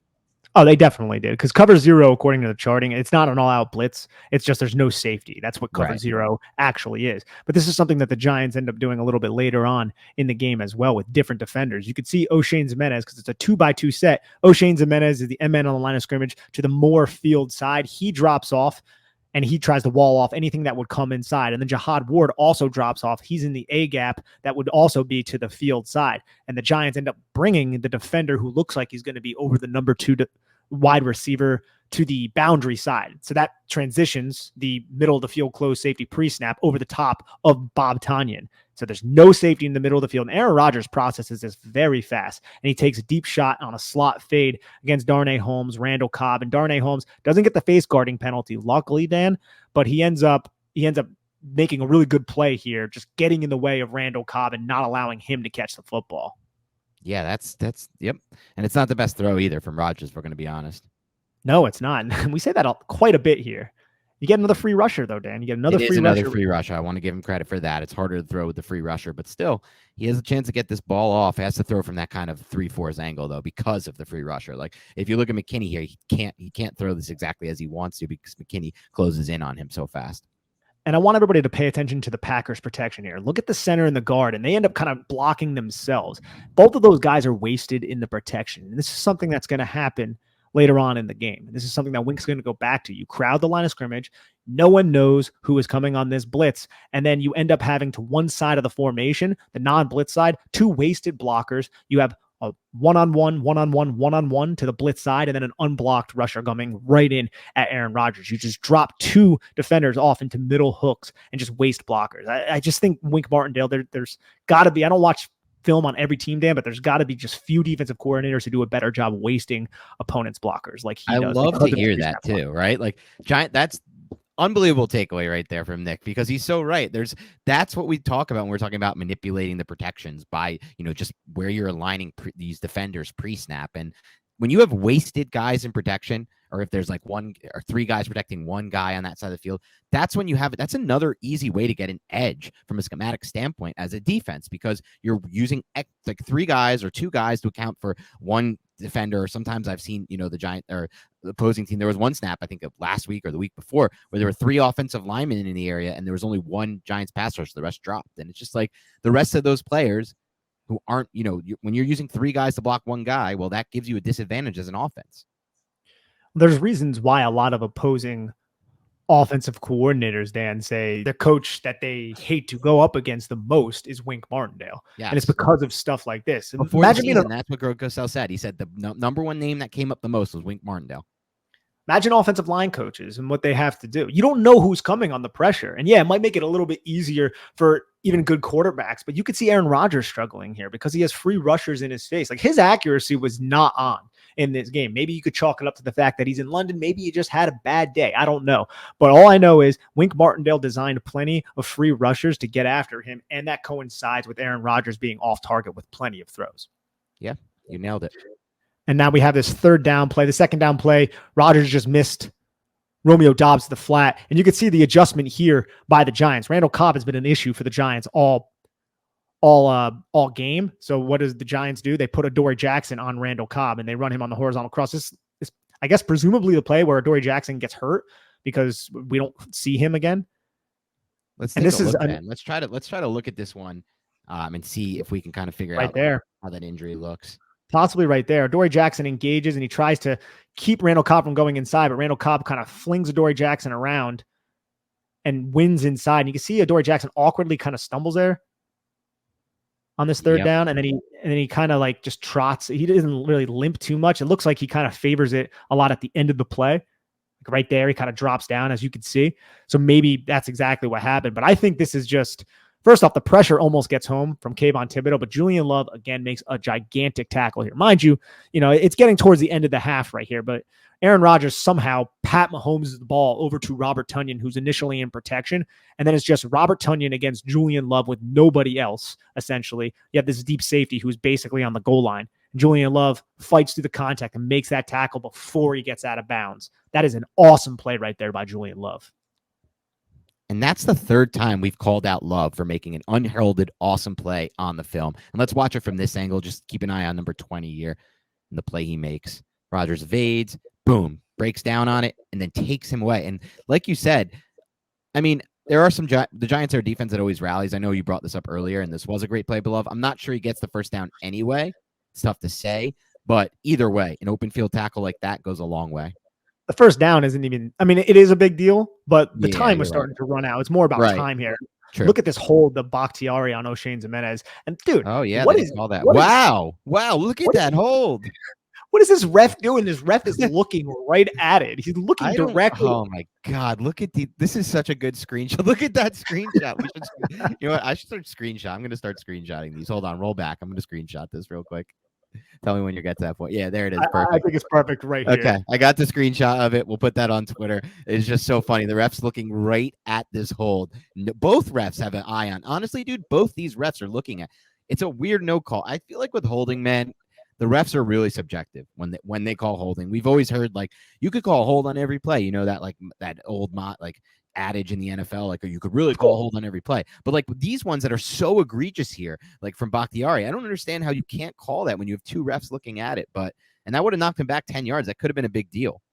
It could have been a huge deal. And honestly, dude, I kind of think some of it, Dan, is, and this sounds stupid, is just the fact that David Bakhtiari is one of the best tackles in the league, and O'Shane Ximines is O'Shane Ximines. If this was Von Miller, like kind of like in basketball, you know, James Harden gets like every call.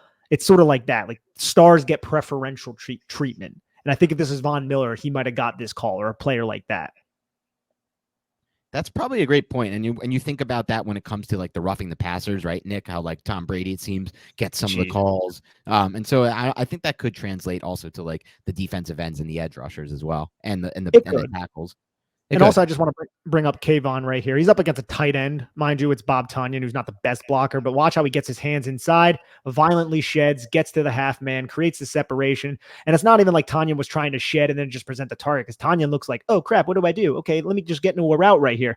And then there's Aaron Jones, man. And then there's one takeaway about the Green Bay Packers offense that I did not know, Dan. It's that Aaron Jones is freaking good in pass protection, man. Yeah, Aaron Jones is really good in pass protection. That's one thing that I definitely noticed after watching this game. But Packers end up getting a field goal here on this play. We end up ending the half, and the Giants get the football and drive down the field and get a field goal on their first drive of the second half. And so now we're into the third quarter, and I think this is just an interesting thing to note, Nick. The Packers have one drive in the third quarter. Just think about how crazy that is. They just get the ball for one drive.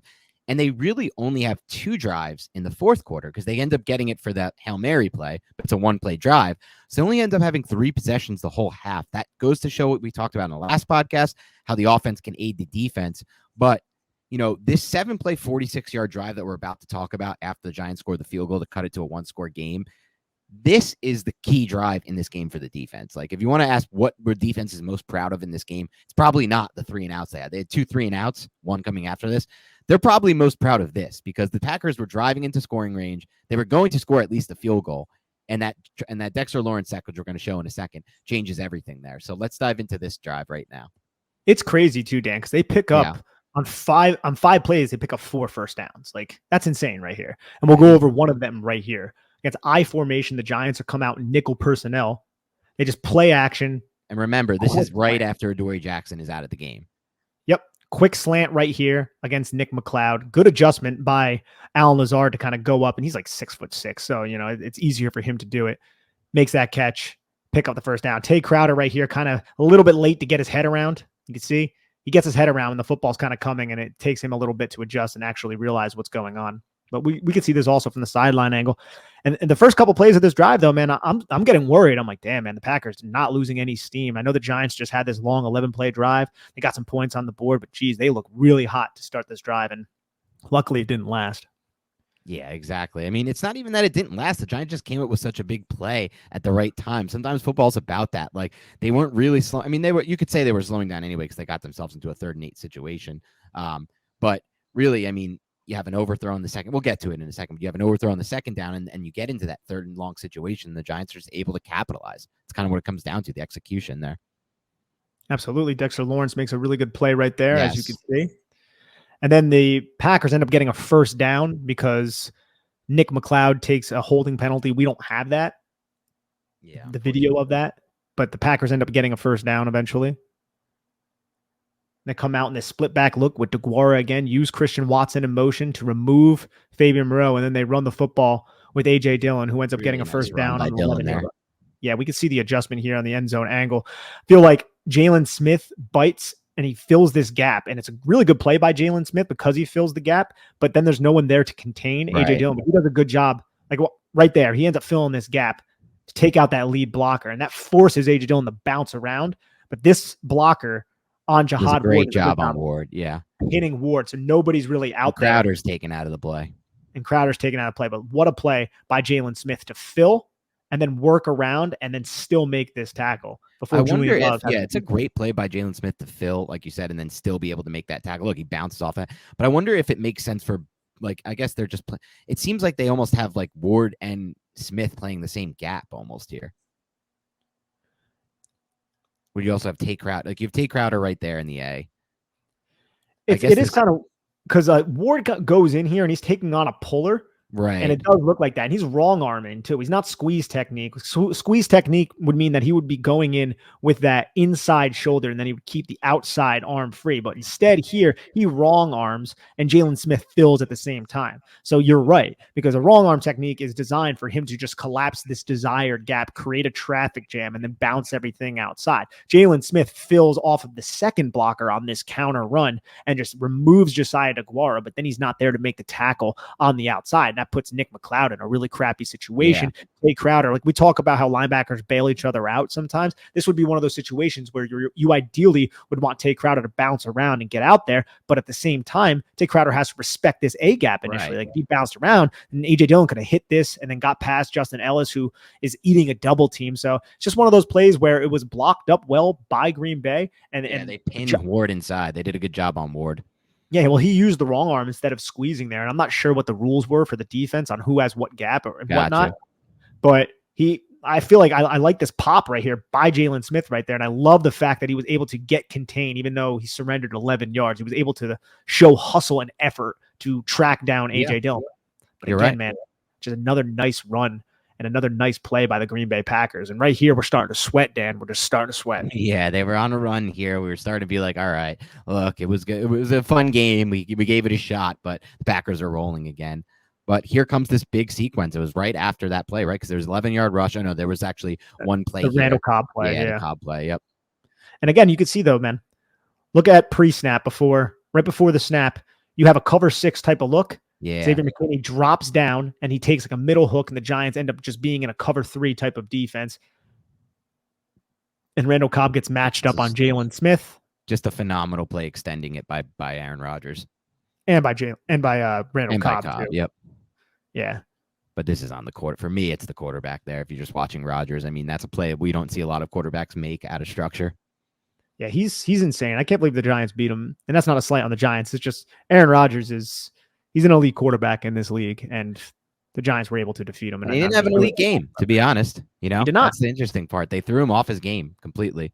This is a great play by him. Look, he gets in and he gets out of the pocket and then just rips this ball into that window. Dude, that toe drag swag right there from Randall Cobb. Yeah, that is. I knew that was a catch. He do those kinds of things. It's like I just didn't feel like he was very explosive as a route runner. No, he's not either. I mean, I guess he was a little bit when he was younger, but he wasn't the most explosive. He was just like a crafty route run. He was just a really good route run. You know what I mean? Yeah. Like Jordan Nelson was more of the explosive element of those old Packer teams. Yep. That's a good point. So anyway, here comes the big sequence. Yeah. Oh yeah, baby. Let's get into this. The big sequence. Pre-snap. Kind of like the big salad, right, Nick? The big salad. I have the big salad. You had to have the big salad. Good old Seinfeld reference right there. Love it, Dan. You don't have to say it, by the way. No more mentioning it. If people don't know this, any Seinfeld reference, that's on them. And to be completely honest, me and Nick will think less of you. But Dan, no. So I'm actually switching back here. No. You're right. But Dan, I watched you fail terribly on one of your CBS live streams. It was like Bob. It was Bob, like, you know, on CBS. Bob Sacramento. Yeah, I did. Yeah. I did mess that up. Yeah. Like it was Seinfeld. I had a feeling the Bob Sacramento. It's all of Kramer's friends. It was like 4 of Kramer's friends, right? Yeah, it was. And I was screaming at the freaking monitor, man. I'm sitting here doing work and I like watching you and Adam do your thing. And I'm like, Dan, come on, bro. You're like, yeah, I don't know. Who's Bob Sacamano? Like, we literally have a Twitter follower who is called Bob Sacamano, who always comments on our stuff. Shout out to him. I guess that's why I heard it. Yeah. That's a bad one by me. I told him, if you give me a Curb reference, I won't miss a single Curb Your Enthusiasm reference. I've seen every episode of Seinfeld, but like, all mixed, and it was most of them when I was younger. Curb I've rewatched recently, so that helps me like with the memory. And I'll be honest, man, my memory sucks. You know this about me. I do not have a good memory. Let's just say have a little bit too much fun with the flour. So then one day they'll come up with some kind of I've always said this. The doctor or the scientist who figures out a way to improve your memory, take a pill to improve your memory, I'm the first one to sign up and pay all my money for that immediately. I would love to have a better memory. But yes, I missed that Seinfeld reference. But we did get the big salad in. So here we go, the big sequence. It's the big sequence right here. It's first down right after that Randall Cobb play we went over. Giants look maybe cover 6 again, right? Xavier McKinney rotates down once again right before the snap. The run is already called, and you're going to have Xavier McKinney fill this backside A gap right here. And you can really see it on this end zone angle. Watch Aaron Rodgers. He might be checking to a run right here. I'm not really 100% sure. He could be checking to a run. Tay Crowder's communicating, and then Xavier McKinney starts to come down.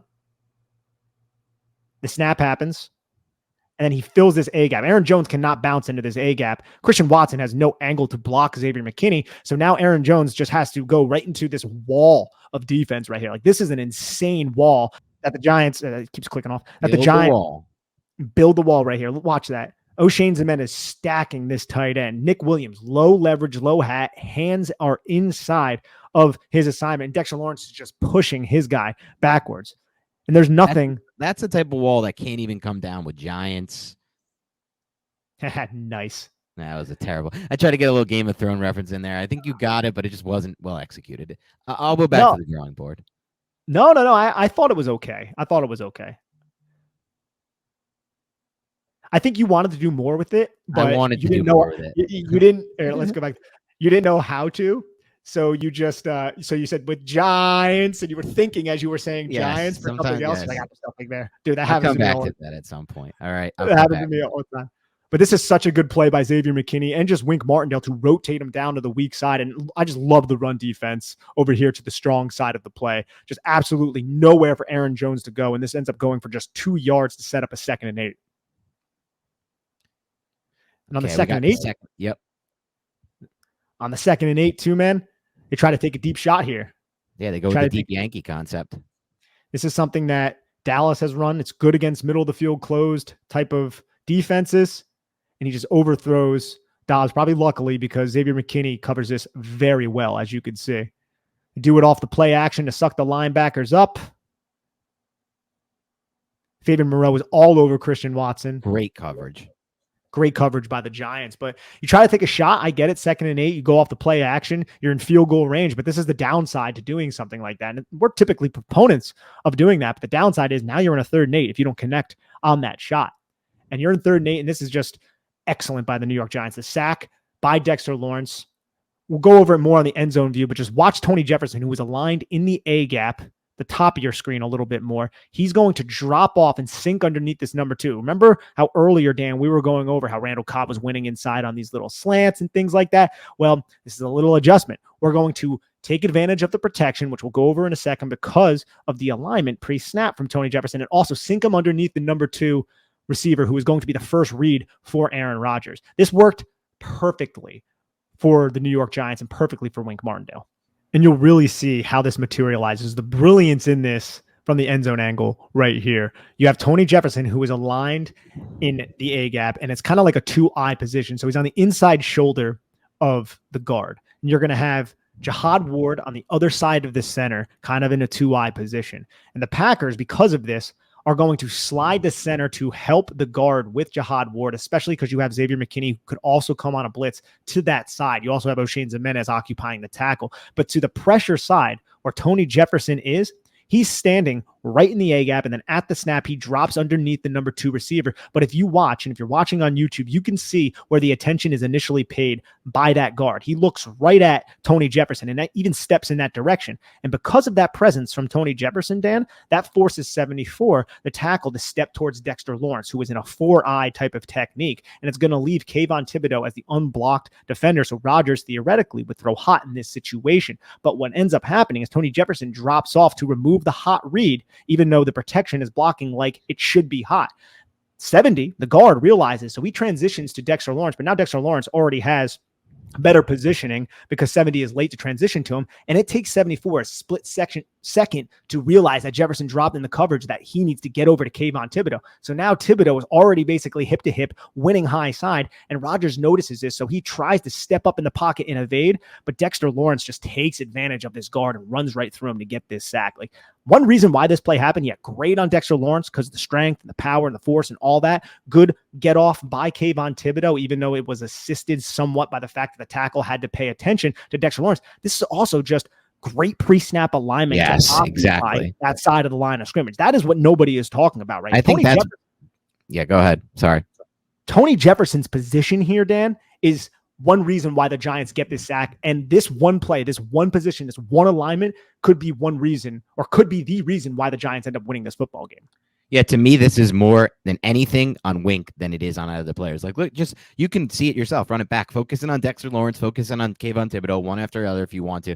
There's nothing too special about what they do here. What's really the reason this happens, I mean, it's a good bull rush from Dexter Lawrence, but the reason this is made possible is because 70, the guy who Lawrence ends up beating, has his eyes right on Tony Jefferson. Look at his eyes. Look at where his helmet is before the snap. And he has to even look at him. Then he comes off of him. But by that point, it's too late. His eyes are directly on Jefferson. And by that point, Dexter already has the step. He's out of position. He's trying now to recover 70, but it's too late. He's off bounds, out of position. And as you can see, the tackle 74 has to go back to Kayvon Thibodeau. So at that point, he can't even help out Dexter Lawrence, despite the fact that maybe he could have if he had taken a different set. So really, like you said, this is on the alignment. This is on Wink Martindale. And it's just so awesome to watch a sack like this, like go into how it works out schematically like this. When you see that guard 70 just eyes straight on Jefferson and then totally out of position to get back in time to get Lawrence. And Jihad Ward's alignment deserves a beer as well, if we're going to be real. He's in this 2-eye to the backside. And what does he do? He releases to the center. The center can't help out at all. So he releases and just engages the center. So now you have a 3-versus-3 to that side. And what do you have? A wasted blocker to the other side in this guard. This guard's not doing anything. He's wasted. It's a 4-man pass rush, and 4 of the offensive tackles are blocking out of 5. So you're wasting a blocker, and you have a miscommunication and from the other side of the formation that ends up getting this sack. So excellent scheme on a 3rd and 8, get the sack, and this knocked the Packers out of field goal range. So just think about it like this. Think about it like this. You have a 4-man you have a 4-man rushing against a 5-man protection. That in general, and look how quick that pressure was. Like that in general should not lead to a pressure overall, let alone that one that quick. But why is that possible? Well, like you said, Nick, there is a wasted lineman there. The left guard is completely wasted on the play. He's standing around with no one to block. And yet, despite that, the Giants are able to get in right away and get a sack. It's just that scheme right there. That's play calling. That's play design. That's execution. But more importantly, that scheme, because like you said, it's another example of a wasted blocker. That's what he does. He manipulates these protections to waste blockers, Wink Martindale, and that's genius to me. Yes, he turns blockers into garbage. I love it. Yeah, I love it. Total waste. Just a waste of a player. They're basically playing 10 on 11 for that play. Absolutely love it, man. But now we have the 3 and out, which is excellent for this was another turning point. I like how somebody said it on, I think it was just Big Cat when he was talking about the game with PFT on the part of my take, and they're not really like football analysts or anything for the most part. That's mostly a fun show, but they said like, and it is true, when you're playing a game and you're watching the flow of a game, right, the momentum of a game, Nick, and one team goes down, they score a touchdown like the Giants did on that kind of like 11 play 91 yard drive, 15 play 91 drive, and then your next team goes out with 3 incompletions, no clock movement, and a 3 and out. That's such a momentous thing for the game. Like that does shift momentum in a game because it's 3 incompletions, the clock doesn't roll, and then you're right back. The defense is right back on the field for Green Bay. It's excellent, man. It's absolutely excellent. I feel like the Giants had a tip here on what the Packers were going to do. If you go to the end zone angle, you can see it a little bit better. Look at Belton. Look at not just Belton, but yeah, he points. But I think the tip was the Packers alignment. Aaron Jones is so far away from Aaron Rodgers. This isn't going to be a run from this kind of formation. True. We haven't seen anything like this so far. We have not seen Aaron Jones be that far away and it be a run. You have a double Y set to where Aaron Jones would run, and you can see Dane Belton might communicate that here. I'm not really entirely sure, but you can see Dane Belton drops back, and then Xavier McKinney, who was to the run side, the strong side, he takes the deep coverage here. So it's a little bit of a transition there from the New York Giants, and that could have been based on the pre-snap alignment from the Packers. And I like the play too, man. Do you have anything on that, by the way? No, it's a great observation by you. I love that. Thank you. And so here you have Xavier McKinney deep. And this is just going to be a play where I feel like Aaron Rodgers, if he was patient, would have had the slant. I like this play call from the Packers because they run a slot fade to Allen Lazard against man coverage, cover one, with Romeo Doubs going underneath as the slant receiver here, underneath the release of Allen Lazard, as you could see here. And what ends up happening is there's contact. He could rip that one. Oh, yeah. I was going to say, we talked about how the Giants got unlucky with some calls. Giants got lucky with this one. This is illegal contact. This should have been called. It's illegal contact, but it's also somewhat natural because Nick McCloud is making a decision right here. Do I work underneath this release and try to get the Dobbs, or do I work over the top? And he tries to work over the top, and he just kind of runs right into Allen Lazard right there.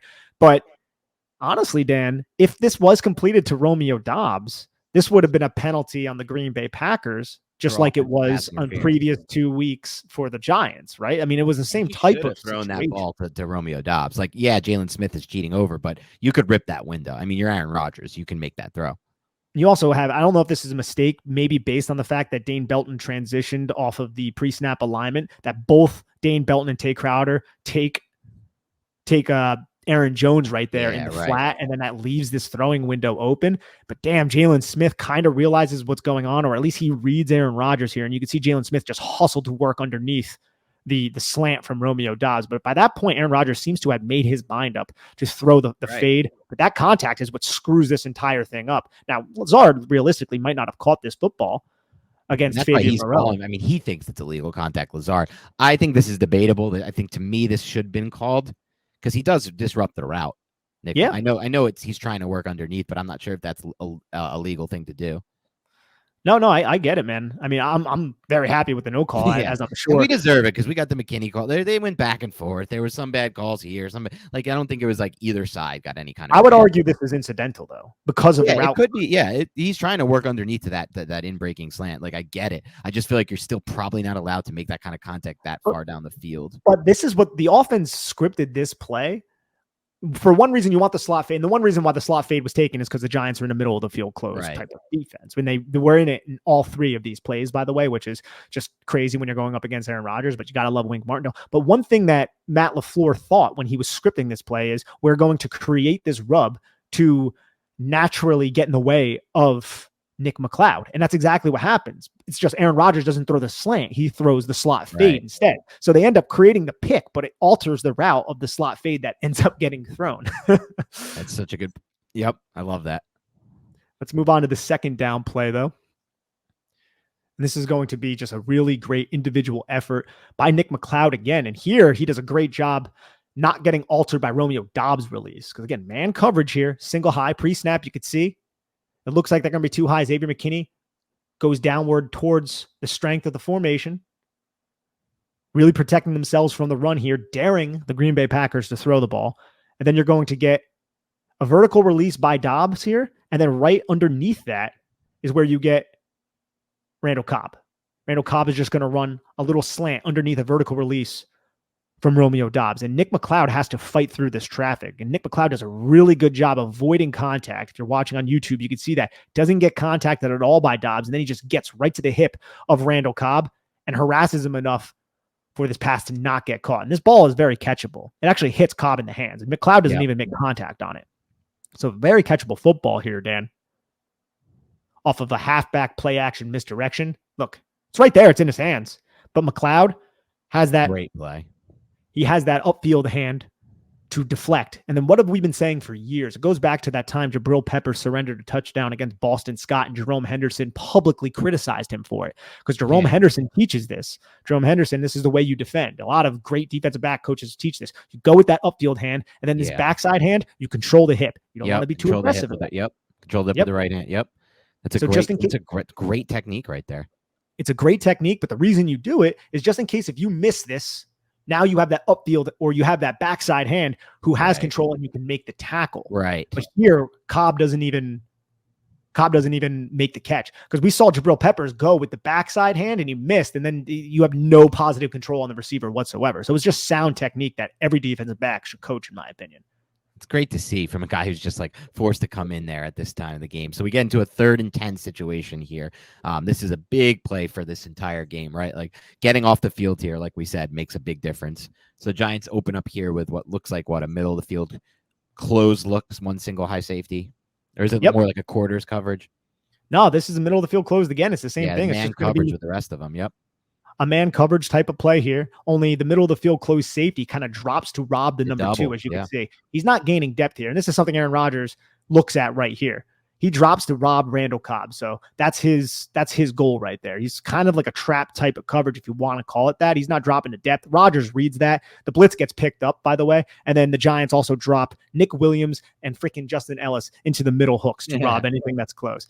But Aaron Rodgers reads this, and he knows that he has a one-on-one matchup with a 6'5", 6'6" wide receiver, Allen Lazard, against Xavier Moreau, and he takes a shot. And Moreau just makes a great play here, kicks the football, so Allen Lazard doesn't get it on the second effort. Like, this is just a great individual play by Fabian Moreau, and good defense, or just unique defense, maybe I should say, because you're eliminating the middle of the field crosser with Julian Love. You have no safety help though, and with no safety help, right? If you're Aaron Rodgers, you're taking the shot every day here.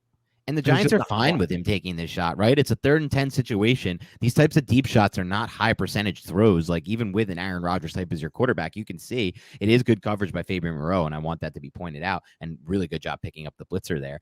But these are not high. These are tough throws to complete, no matter who you're throwing them to. I mean, obviously with Davante Adams, that's one thing, but you're throwing this up to Allen Lazard here. Coverage is pretty good. He gets his head around, which is what they teach you to do, and that's how you avoid the pass interference. But I'm sure Wink Martdinale will take a 3rd and 10 go route bomb any day. Exactly. And this is one reason why earlier in the podcast, I said, if Davante Adams was here, I think they win this game, because how many times have we gone over a play like this, Dan? And it was, it was catchable, or it was there, or what have you, but the receiver just doesn't come down with it, or Aaron Rodgers was a little bit off with it. That happened a lot in this game. And I feel like Davante Adams is able to be in position or be able to make a catch like the one that Allen Lazard drops here. But let's look at the way Wink Martdinale brings pressure here. He, right before the snap, he takes Tay Crowder and he loops him around to occupy Mercedes Lewis. And then you take Jihad Ward to take out Elgin Jenkins. And the pre-snap 4-eye techniques, Justin Ellis, who's more of a 3 technique, I guess, and then Nick Williams, they both drop off the line of scrimmage with Dexter Lawrence as the nose. Like 700 pounds a man dropping off the line of scrimmage. 700 pounds in the middle of the field. You got to love it. But what happens with 70 and 76? They're somewhat wasted here. 70 helps Myers out with Dexter Lawrence. 76 is another wasted blocker. They're wasted blockers. And then you have Kayvon Thibodeau going up against Bakhtiari, and Xavier McKinney is screaming off the edge here, unblocked until Aaron Jones realizes what's happening. Such a good job here. Look at this block by Jones to recover there, out of position, and to take out McKinney there. It's an incredible individual play by Aaron Jones. Honestly, my one takeaway about the Packers is that Aaron Jones is an absolute stud pass protector. And Packers fans will be like, no, he's not. I don't know. I'm just going off of this game. He was phenomenal. Aaron Rodgers should have got killed here, Dan. He should have gotten killed. It was schemed up perfect. You need to rely on a running back who already commits inside to make an incredible recovery to get there. And it's just a great individual play by Jones. It's an absolutely amazing individual play. And here we see Fabian Moreau right here. Gets his head around. Yep. And then I love how he gets that arm. And kicks it so it doesn't come off the tip. That is fun. Yep. Right here. Watch. He uses that would have been pre-snap, his outside arm, to disrupt the catch point. And then Allen Lazard makes eye contact with the ball, and he's trying to adjust to catch it. And Fabian Moreau just uses his foot to kick it back up in the air right into Allen Lazard's face mask to force the incomplete pass. Crafty little play right there from Fabian Moreau. Without a doubt. Just great to see. All right, so now it's a 3 and out here, and I'm looking back at this game drive in this log to try to get to the next one, because at this point, the Giants go back down, run it right back for a touchdown. It's now a 20-20 game at this point. And so I'm sorry, this was after it was 20-20, correct? Yeah, that was a mistake on my end. The Packers get the ball back after this, and it's now 27-20 Giants at this point. So now we're in the crunch time of this game. That was the Saquon Barkley touchdown drive. The Packers need to go on a drive. They go 14 plays, 69 yards, and it takes chews up 5 minutes of clock. Obviously, we know what happens in the end, but let's try to get to what happened before that. Right here on the first play, man, this could have been a huge demoralizing. This is the Lazard one, right? Yep. Lazard is wide open on this play on a double move against McLeod. Look at that. Look how open he is. And back it up a little, because I think anticipatory throwing here, like you can make it like right when he makes that double move, the ball could be out right here. Look at Rodgers. Paused right here. there. The ball could be out right here if you know the play call. If you know the play call, right, and then you see the safety depth, like you know that you have the step on that safety. That ball should have been way earlier. Even after if he misses right away, he still has an opportunity, even after a step right there, to get the ball out. But it looks like he's kind of made his decision to go to Cobb here the whole way. It's wild. It's wild that that it feels like this pass, if it was made, would have won the Packers the game, because the Giants are just over. Quarter, half, it looks like right here. And you have the guy running out into the flat, but you have all of these defenders who are kind of scrambling at this point. If you watch Randall Cobb, it looks like he's blocking initially. Look at Randall Cobb, who releases as the number 2 receiver inside of Allen Lazard, who runs the double move, just a little stick inside, and then he's the one who comes wide open. But Randall Cobb goes in like he's blocking on Darnay Holmes, and then he releases. It's like the Packers in their playbook, or Aaron Rodgers in his head, thought that the play that was going to be open was going to be Randall Cobb because of that fake. Like Darnay Holmes, who is going to be this underneath defender, is going to fly down on Aaron Jones because of the fake block. But Aaron Rodgers doesn't come off this once he realizes that it's not necessarily there, because Darnay Holmes does a really good job recollecting himself and then putting himself right back in phase. Great play by Darnay Holmes, but Nick McLeod is toasted here. He's absolutely here. Julian Love is not in position. That's against Allen Lazard, who's not even a vertical receiver. Like that's not a great sign, I guess. It was the double. It was the double move. The double move. They got beat with him earlier, even though Rodgers didn't throw it earlier. Both the plays that Rodgers could have had back for touchdowns were both double moves, and you see it from this angle. I mean, he had multiple seconds before that to release that. By that point, by the time the throw's made, I mean, Lazard's trying to come back toward the sideline, but he has a fine pocket to throw that in. I think he just didn't see it. And then you have Jihad Ward almost making contact, right? If you look really closely on the YouTube, Jihad Ward gets his hand and it just narrowly misses, grazing Aaron Rodgers' arm as he throws this football. And it's just kind of sailed, I think, because of that pressure. But man, Packers really missed an opportunity on this play. And we said before that would have been the game. I don't think that we have to. I want to correct that. It wouldn't have been game over. It would have been a tie game. And the way the Giants' offense was moving the ball, I think they would have a really good opportunity to get into Gano range. So, but it would have been a tie game. Yeah, and I think it's really, really good that you clarified that. And now this is I guess you could say a bad play by Kayvon Thibodeau, who attempts to go inside as the contained defender, and he gets washed down. And Aaron Jones, man, again, praising Aaron Jones here for his pass protection. This is a really good adjustment by Aaron Jones to peer out of his peripheral vision and realize that Kayvon Thibodeau is being a little bit too aggressive here. And then he bounces outside and ends up picking up, I think, 7 yards on this rush. Yep, and a good job by Jalen Smith to scrape over the top of that block and get off that block. Yeah, he just gets off the block. He actually makes contact with them and then just sheds. Heavy hands, man. Heavy hands. Good block shedding right there from Jalen Smith. He's got some pop, too. We talk a lot about Jalen Smith's athletic ability. He actually has some really solid pop on contact, too. He's been really solid for the Giants. He really has. Do you think the hair, like having the long hair, helps them just in terms of confidence? I feel like aesthetically speaking, it might. It looks so damn good. And I got to say, I was watching the Packers offense in preparation for this game. Yeah. I watched Aaron Jones get pulled down by his hair. By the hair. Yeah, that happens. I was like, oh my God. I was like, that's got to hurt so bad. But here's a 3rd and 4, man. And the Giants come out. And again, I think it's a middle of the field close. They have a 6-man box. So a box design that you can run into, right? And Aaron Rodgers is going through his progressions, as you can see, but Bob Tonyan just chips and he releases and provides an easy target here for an easy first down type of conversion. So you can see you have 2 clear outs, and then when Bob Tonyan catches this ball, there's not a Giant within, 20 yards of him? Yeah, thank God he's Bob Tonyan and he doesn't have, look how that's the amount of ground he can pick up. Yeah. Giants have good coverage, though, downfield, other than that. Like, I was going to say there was nowhere else to really go with the ball, and good pressure. If everybody blanketed, I'm wondering if Tay Crowder here, and I'm not sure. It's a 4-man rush too. Yeah, I'm wondering if. Yeah, you're right. I'm wondering if Tay Crowder. Pressure. Sorry, go ahead. No, you're right. You're good. Nick Williams, man. It's Nick Williams, and then it's who's that? Kayvon Thibodeau, of course. Kayvon Thibodeau. Actually, I want to check this out from the end zone angle. Yeah, Kayvon Thibodeau. Like this is a good rush from Kayvon Thibodeau and Nick Williams, but. Take a look at this 4-man rush, and they get pressure with everything covered. Look at the power right there, and I feel like Yaiman. Oh my God, is that Nick Williams right there? Yeah, Nick Williams is 70 down. Look at 70. See ya. Yeah, and his feet don't even get tangled up, man. No. Like John Runyon struggled all game. Nick Williams bull rushes him right to the deck. Boom. But if you look at Kayvon, man, Kayvon gets his hands inside, and this is a really good adjustment by this tackle. He kind of you can see how the tackle sits, gets his hands readjusted and anchors down. But this initial power by Kayvon Thibodeau to get him back on his feet like that, and you can see the guard really is like, oh crap, man, he needs help over there.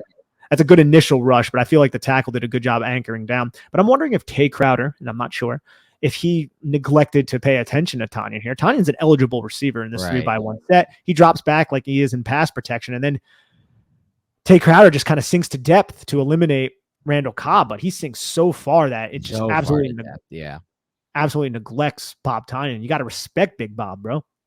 Yeah, and honestly, if he does, that probably, they can stop that play. But it's all right. We move on to this next play after that conversion. At 1st and 10, pre-snap, we have a middle of the field open type of play call. Looks like it's quarters coverage, but it ends up being a run. And look at who we get to give kudos to on this play. I was waiting for this play. Another unheralded Giant defender. Watch him right here coming around. And Tamon Fox. Close. That's Tamon Fox, 49. Yep. 15 snaps I think he played, and every one of them was, you see him out on the football field. I'm really glad this kid made the team. He's the really backside. Cool, yeah, definitely. Backside unblocked defender. You see the 2 high safeties. So they're going to run the football in this situation. And he just delivers a big hit. Justin Ellis also does a good job shedding 71 there. 71 again. 71 on 71 crime right here. Watch him just toss 71 back. Unreal.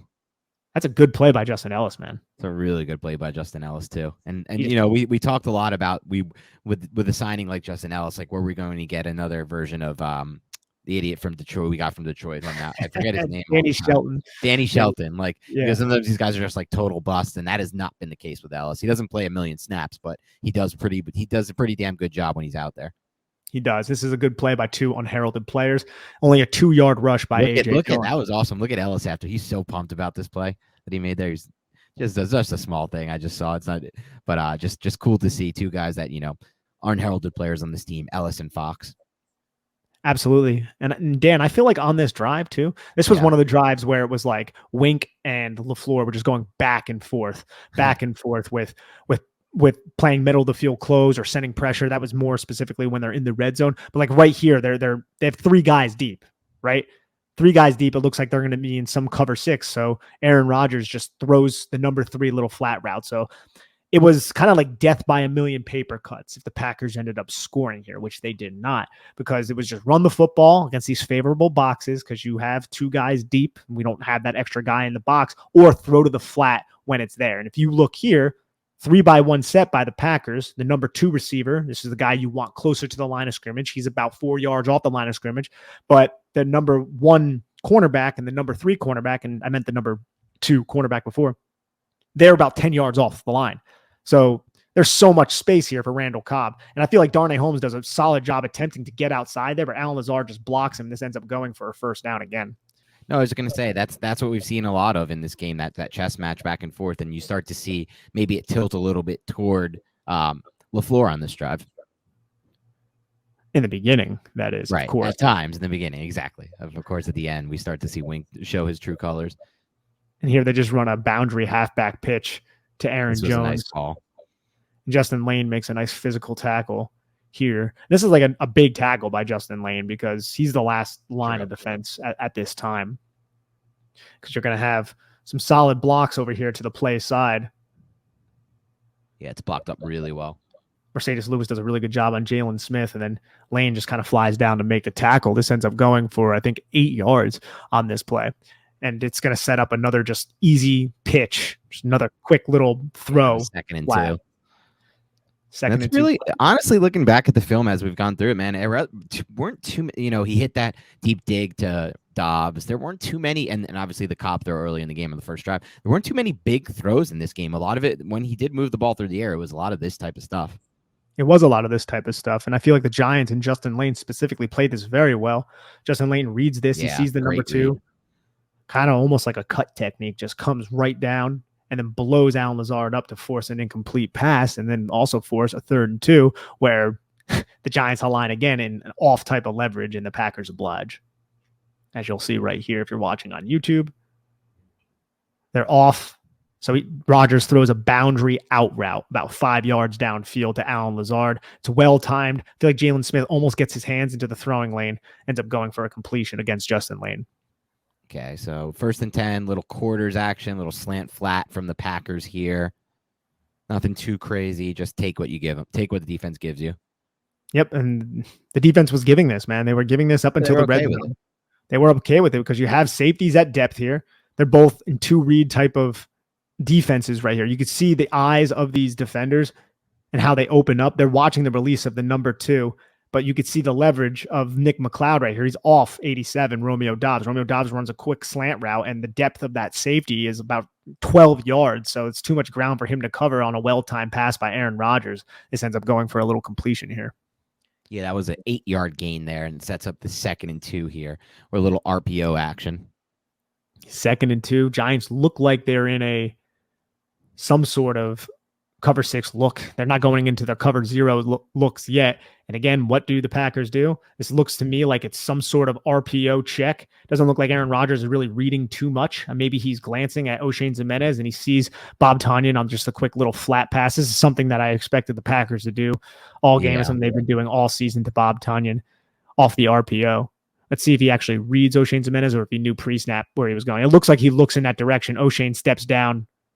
Doesn't even really go into the mesh point. Just an easy pitch and catch. And at this point is when Wink Martindale, I think, starts to change his tune a little bit because you have to, because you've just been getting nickeled and dimed this entire drive. You're surrendering all these little cuts. But at this point, with all the little cuts, you need a damn tourniquet. Yeah, and this is where I think you brought this up on your Twitter. Kayvon Thibodeau makes a really impressive, or not Kayvon Thibodeau, I think it was Jalen Smith makes a. Was it Thibodeau or Smith on this? I'm trying to rerun it back now. Well, this tackle is one on Jalen Smith, but the Thibodeau play comes a little bit later because the Packers just run the they get another first down. Okay, yep. I was going a little far ahead of myself. Yeah, they get another first down here, and this is going to set up Kayvon Thibodeau making one of the more underrated plays. So Aaron Jones runs for 8 on this first down play, and this is the last sequence of plays by the Green Bay Packers offense. So now you have a 2nd and 3. I think he ran for 7, whatever.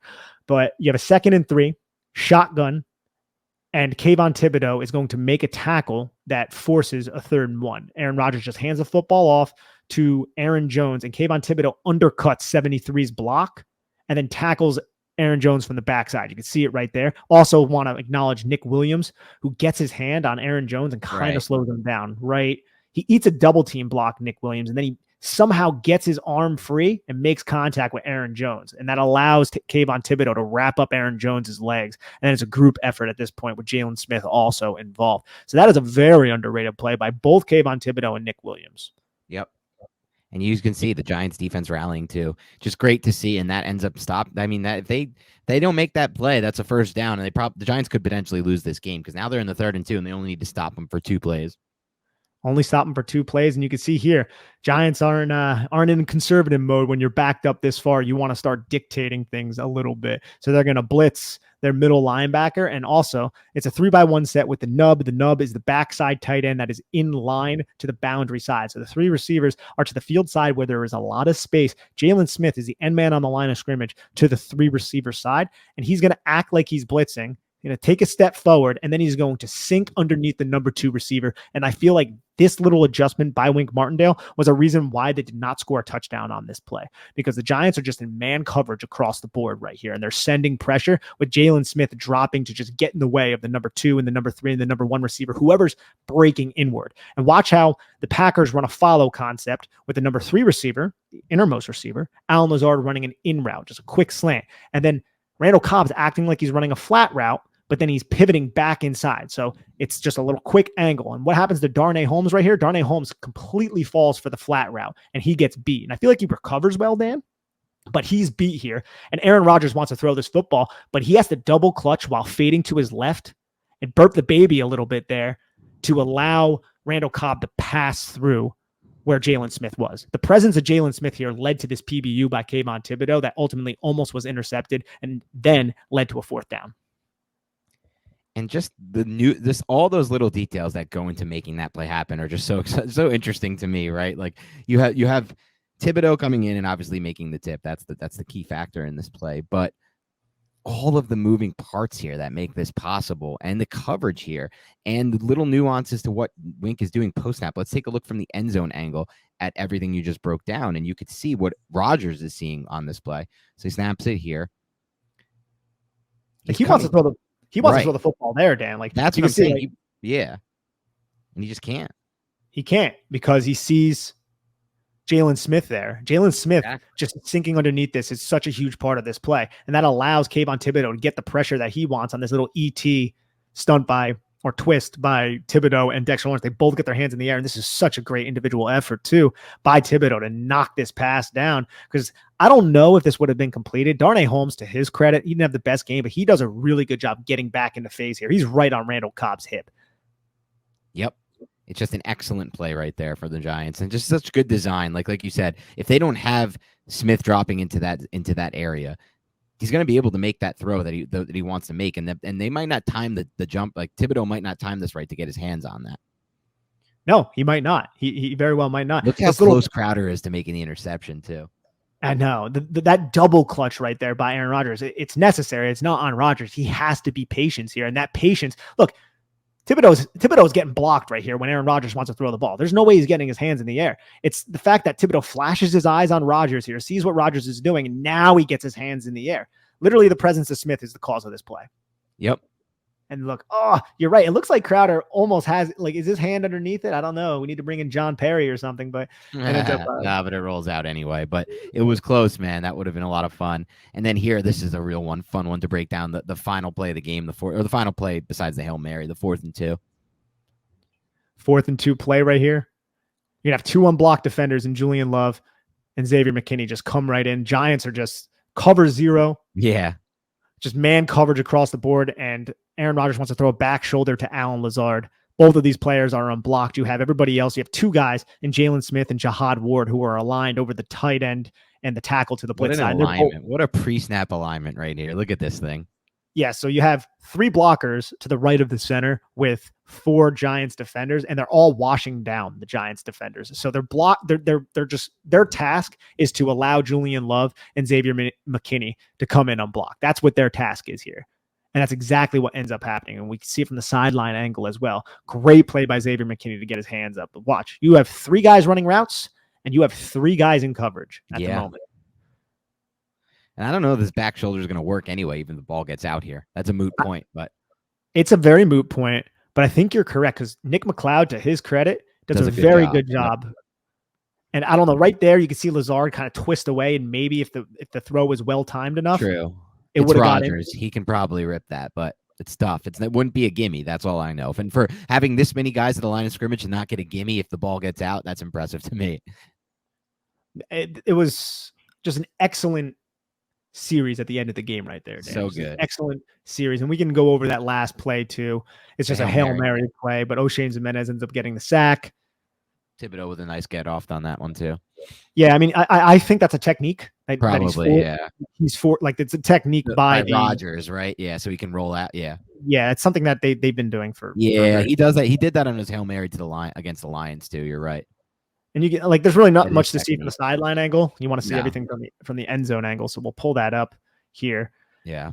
And I think the tackle here, I'm not sure, but I think the tackle here oversets on purpose to force Kayvon Thibodeaux in that direction because you have nobody else that 76 has to block for. So force Kayvon Thibodeaux inside, and Aaron Rodgers anticipates it and just rolls out here. And now you have the tackle just follow him with 76 kind of setting up, creating another pocket for Aaron Rodgers to set up and throw the football. It's just O'Shane Jimenez. What does he do? He loops from the far side. Again, something that he did a little bit earlier. Remember, we brought it up on another play, another obvious passing situation. I think this is a adjustment that Wink Martindale uses on these quarterbacks who like to get out, roll out, extend the play, set up, and throw deep. And Aaron Rodgers is probably best known for that, as Giant fans know, unfortunately, from the wild card game. Right. And there's the hit. Finish. And there's the hit. Great finish. Ball game. I don't know if he's getting that ball downfield anyway from the 30-yard line. That would have been unbelievably insane. But yeah, he looks hurt here too. But I thought that too. Rodgers was down he's fine. Like we haven't heard anything since about it, but he did look like he got hurt. And then Daniel Jones after the game, I saw the post game, he's like, hey, you okay? I did. I didn't see. I saw them in the sights and sounds. I didn't hear him say, "Are you okay?" I thought he just said, "Like, have a nice game." That was a good Daniel Jones impression. I like that. He's such a Daniel Jones dude. Yeah, man. All right, let's wrap this bad boy up with some superlatives. All right, Nick. Let's start with your unheralded player on film from this game. There are quite a few, Dan. There are quite a few, which is so music to my ears. But if I had to bring up one, I think I went with him already this year, but I think I'm going to go with Nick Williams because I think he made some plays throughout the entire game. He played more than 30 snaps. He made some plays, Dan, that I don't know if the Giants win this football game if he did not make those plays. So I'm going to go with Nick Williams. I like that call. He was in the running for me. It was going to be either him or another player. I was pretty close on it. I probably would have edged out Williams, but because you picked him, I'll pick the other player because that's fun to do. I'm going to go with Julian Love. We've talked a lot about some of the tackles he made. Some of these tackles, when you see him on film, you just watch it with us. These are like he was the last line of defense, and that was always an issue in the old Giants defenses, especially that James Betcher defense and the one they had before that. I'm forgetting now who was the safeties in that. But when you're that last line of defense, you need to be a good tackling safety because otherwise you can give up big plays after contact. So I'm going with Love for unheralded player. Now we have highest effort player, which I feel like Julian Love constitutes for that. Who's your highest effort player? I think a lot of players in the running here, but I am going to go with Jalen Smith as my highest effort player in this game. Yeah, Jalen Smith was mine as well, but I will pick a different one because I do feel like a couple players can fit this, and I'm going to go with Julian Love. I think Julian Love fits it. He was making tackles all over the field, big open field tackles, important open field tackles, keeping Robert Tonyan in bounds. Like little plays like that can go a long way. So I'm going to say Julian Love. What about we're getting to the point with Love where I think me and you are both going to be on the same page as far as 30,000 foot view roster construction picture. We both probably want to I'm at the boat where I want to re-sign him at this point for sure. I was in the boat on re-signing Dexter Lawrence and Julian Love before this season, so I'm definitely there. And they're just fitting in so well to this system. Yeah, I just kind of want to see how he's going to fit in this new role, but now that I see it, I'm all in on it. No, that's completely fair too. But the best play call on defense, I'm going to go with the big sack because I mean you broke it down. We broke it down great earlier. You get the one wasted blocker, the guard on that sack. You have the guard looking also at the other guard, who's the one guy on the left side. That's the wasted blocker. The right guard is staring right at, like you said, Jefferson before that snap, and that is the difference. That's the reason why he's off balance trying to recover for Dexter Lawrence, and it leads to that sack. And if you look at that play on the back end, there's not really anywhere to really go with the football either. So it's just perfectly scripted, perfectly designed, perfectly executed. Absolutely love it. I'm going to go with the third down play that we just broke down with Jalen Smith dropping off underneath the number 2 receiver. I think the Giants anticipated in breaking routes there, and that's exactly what they got. And Jalen Smith, I feel like his presence led to that being an incomplete. That was the 3rd and 2, by the way. Yeah, 3rd and 2. I'm hearing an echo on your side. Oh, it sounds fine to me. Very odd. Let me write this down. Try to unplug and replug your mic. That's how it works for me sometimes, at least. Or I could try it on my end too, if you want. Probably on me. Let me see. Actually, no, I can't really unplug my mic. My mic is. Oh, you have like a too legit. Too legit. Yep. Hold on 1 second. You're still hearing an echo? What about now? I was never hearing an echo. My name is Nick Filato. Yeah, you sounded fine. Okay. I think it's going to be okay. I'm not going to talk too much more anyways. Yeah, we're almost done anyway. Yep. Okay, so we both said our best play calls. So now you can come in with best overall player, and then we do pass rushing, run defending. Okay. And then, just give it a little bit so I can see it. Yep.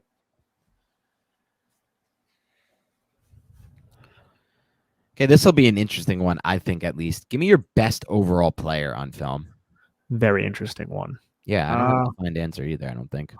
I think Xavier Mckinney could constitute for it, but I think I'm going to go with the player who has been the best overall defensive player this season. Dexter Lawrence. Yes, it's Dexter Lawrence for me too. He's still had the biggest impact on the game. He's still the best player on the field for the Giants on defense when you watch it. He's unreal. He's unreal right now. He's playing on a real season. It's crazy. Like, we talked a lot and it's okay. Like, this is how it goes. We evaluate what we see. And he has not been a consistent pass rusher for most of his career. I know you felt like he's been better than what he's getting credit for, and you're probably right about that. But I had a very high bar for what I wanted out of somebody who you're using the 17th overall pick on and probably going to look to build around. And he's become exactly that with Dave. And I'll give Dave Gettleman credit for this, to be completely honest. He said when he drafted him that the way that he can, I think it was, I forgot the term he used, the scouting term he used. I think it was something with, it was the same term he used for BJ Hill. I think it was the way they can flip their hips. That might have been the term. That sounds familiar that was to you? it.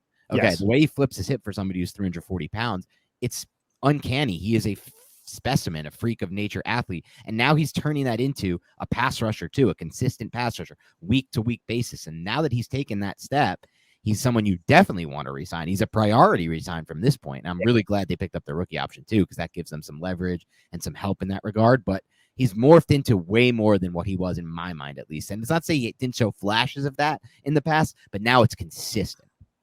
I remember Dan talking with fellow Giant fans on Twitter about him and Dalvin Tomlinson. And you know me, man, I was a huge Dalvin Tomlinson fan. And I still think he's a very sound football player. However, and I said this back then, Dexter Lawrence has such a higher ceiling than Dalvin Tomlinson. And it all comes down to his rare athletic ability. It's not even just because he's like 30 pounds more. That's obviously huge in more ways than one, right? But the flexibility that Dexter Lawrence has and some of the things he can do with his body and the burst and the explosiveness and the get off, it's rare. It's rare. Not a lot of players have that. Not a lot of 315-pound players have that. This dude's almost 350. So, like, I'm ecstatic that the stats are starting to finally align with the stuff that we've seen on tape over the last 2 years.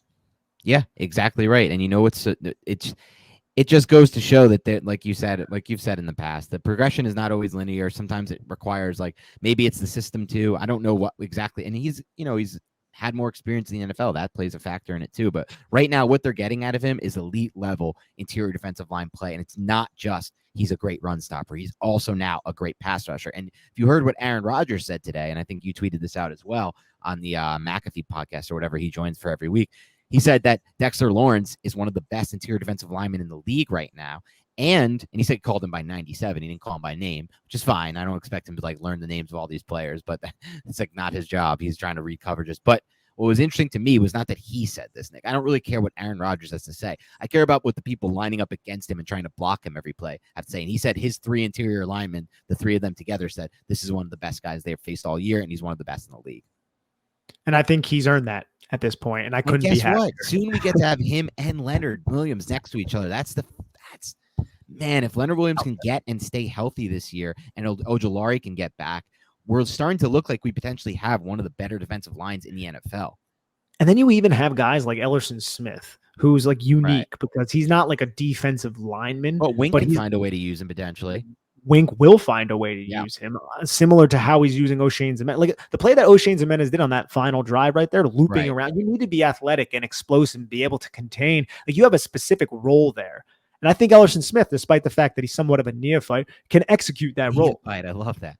Yeah, a little Clyde Frazier right there. But let's get to Dan, pass rushing and run defending grade.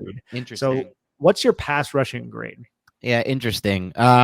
These are always tough to do because it's like some of these are schemed up pressures that we've obviously broken down. Pass rushing grade for me, like, do we factor? Let's decide this once and for all right now. Are we factoring in just like if they got pressure or not, or like if these guys are winning one-on-one? Like, what are we doing here? I think we should factor in pressure. Okay. Yeah. So we factor in the especially whole thing. So like with the one sack, that was a scheme thing, but at the same time, Dexter Lawrence ran through. Yes, he still bull rushed the hell out of that guy. And Kayvon Thibodeau had some really good reps too, I thought. And Nick Williams had some really good reps too. Believe it or not, Nick Williams can do is not just a run stuffer. Nick Williams, I'm starting to really like this dude. Just as far, I mean, look, we do this every year. We find an Austin Johnson, a Mary Edwards, and Nick Williams. It's just how the NFL works. And he'll probably now get signed for too much money from some team, or not too much. Good for him. We'll probably get the contract he deserves. We can't afford him, whatever. And we get another guy. But for right now, he deserves to get praise for that as well. So I'm going to go with like a 6.2. Yeah. I was going to go with a 6.5. So we're right there. What about your run defense grade? That's a really interesting one too, because so much of it was just that cat and mouse game with the Giants showing a look that looks advantageous to the run and then shifting down and rotating the safety down. I would say one thing that you brought up that really stands out to me. It's that the way they got beat against Dallas in the run game, they adjusted to that. and they practiced it and they executed that and they didn't get beaten the same way. So that gives it a big boost for me. I'll go with a 7-1 for the run defense. That's the same exact grade I was thinking. Oh, wow. All right, I was thinking 7-1. That's crazy, man. We're online for this one, so that's always a good thing too. All right, everyone. Thanks so much for tuning into the Big Blue Banter podcast. We hope you're enjoying this content on YouTube as well. And we'll be back soon. We got a lot more to talk about this week. We're going to do some stuff. We'll have at least one preview of the Ravens game, maybe two, but one of them is going to be a really good one. You remember Ken McKusick? He's coming back on the show, and that dude knows ball, and he talks X's and O's.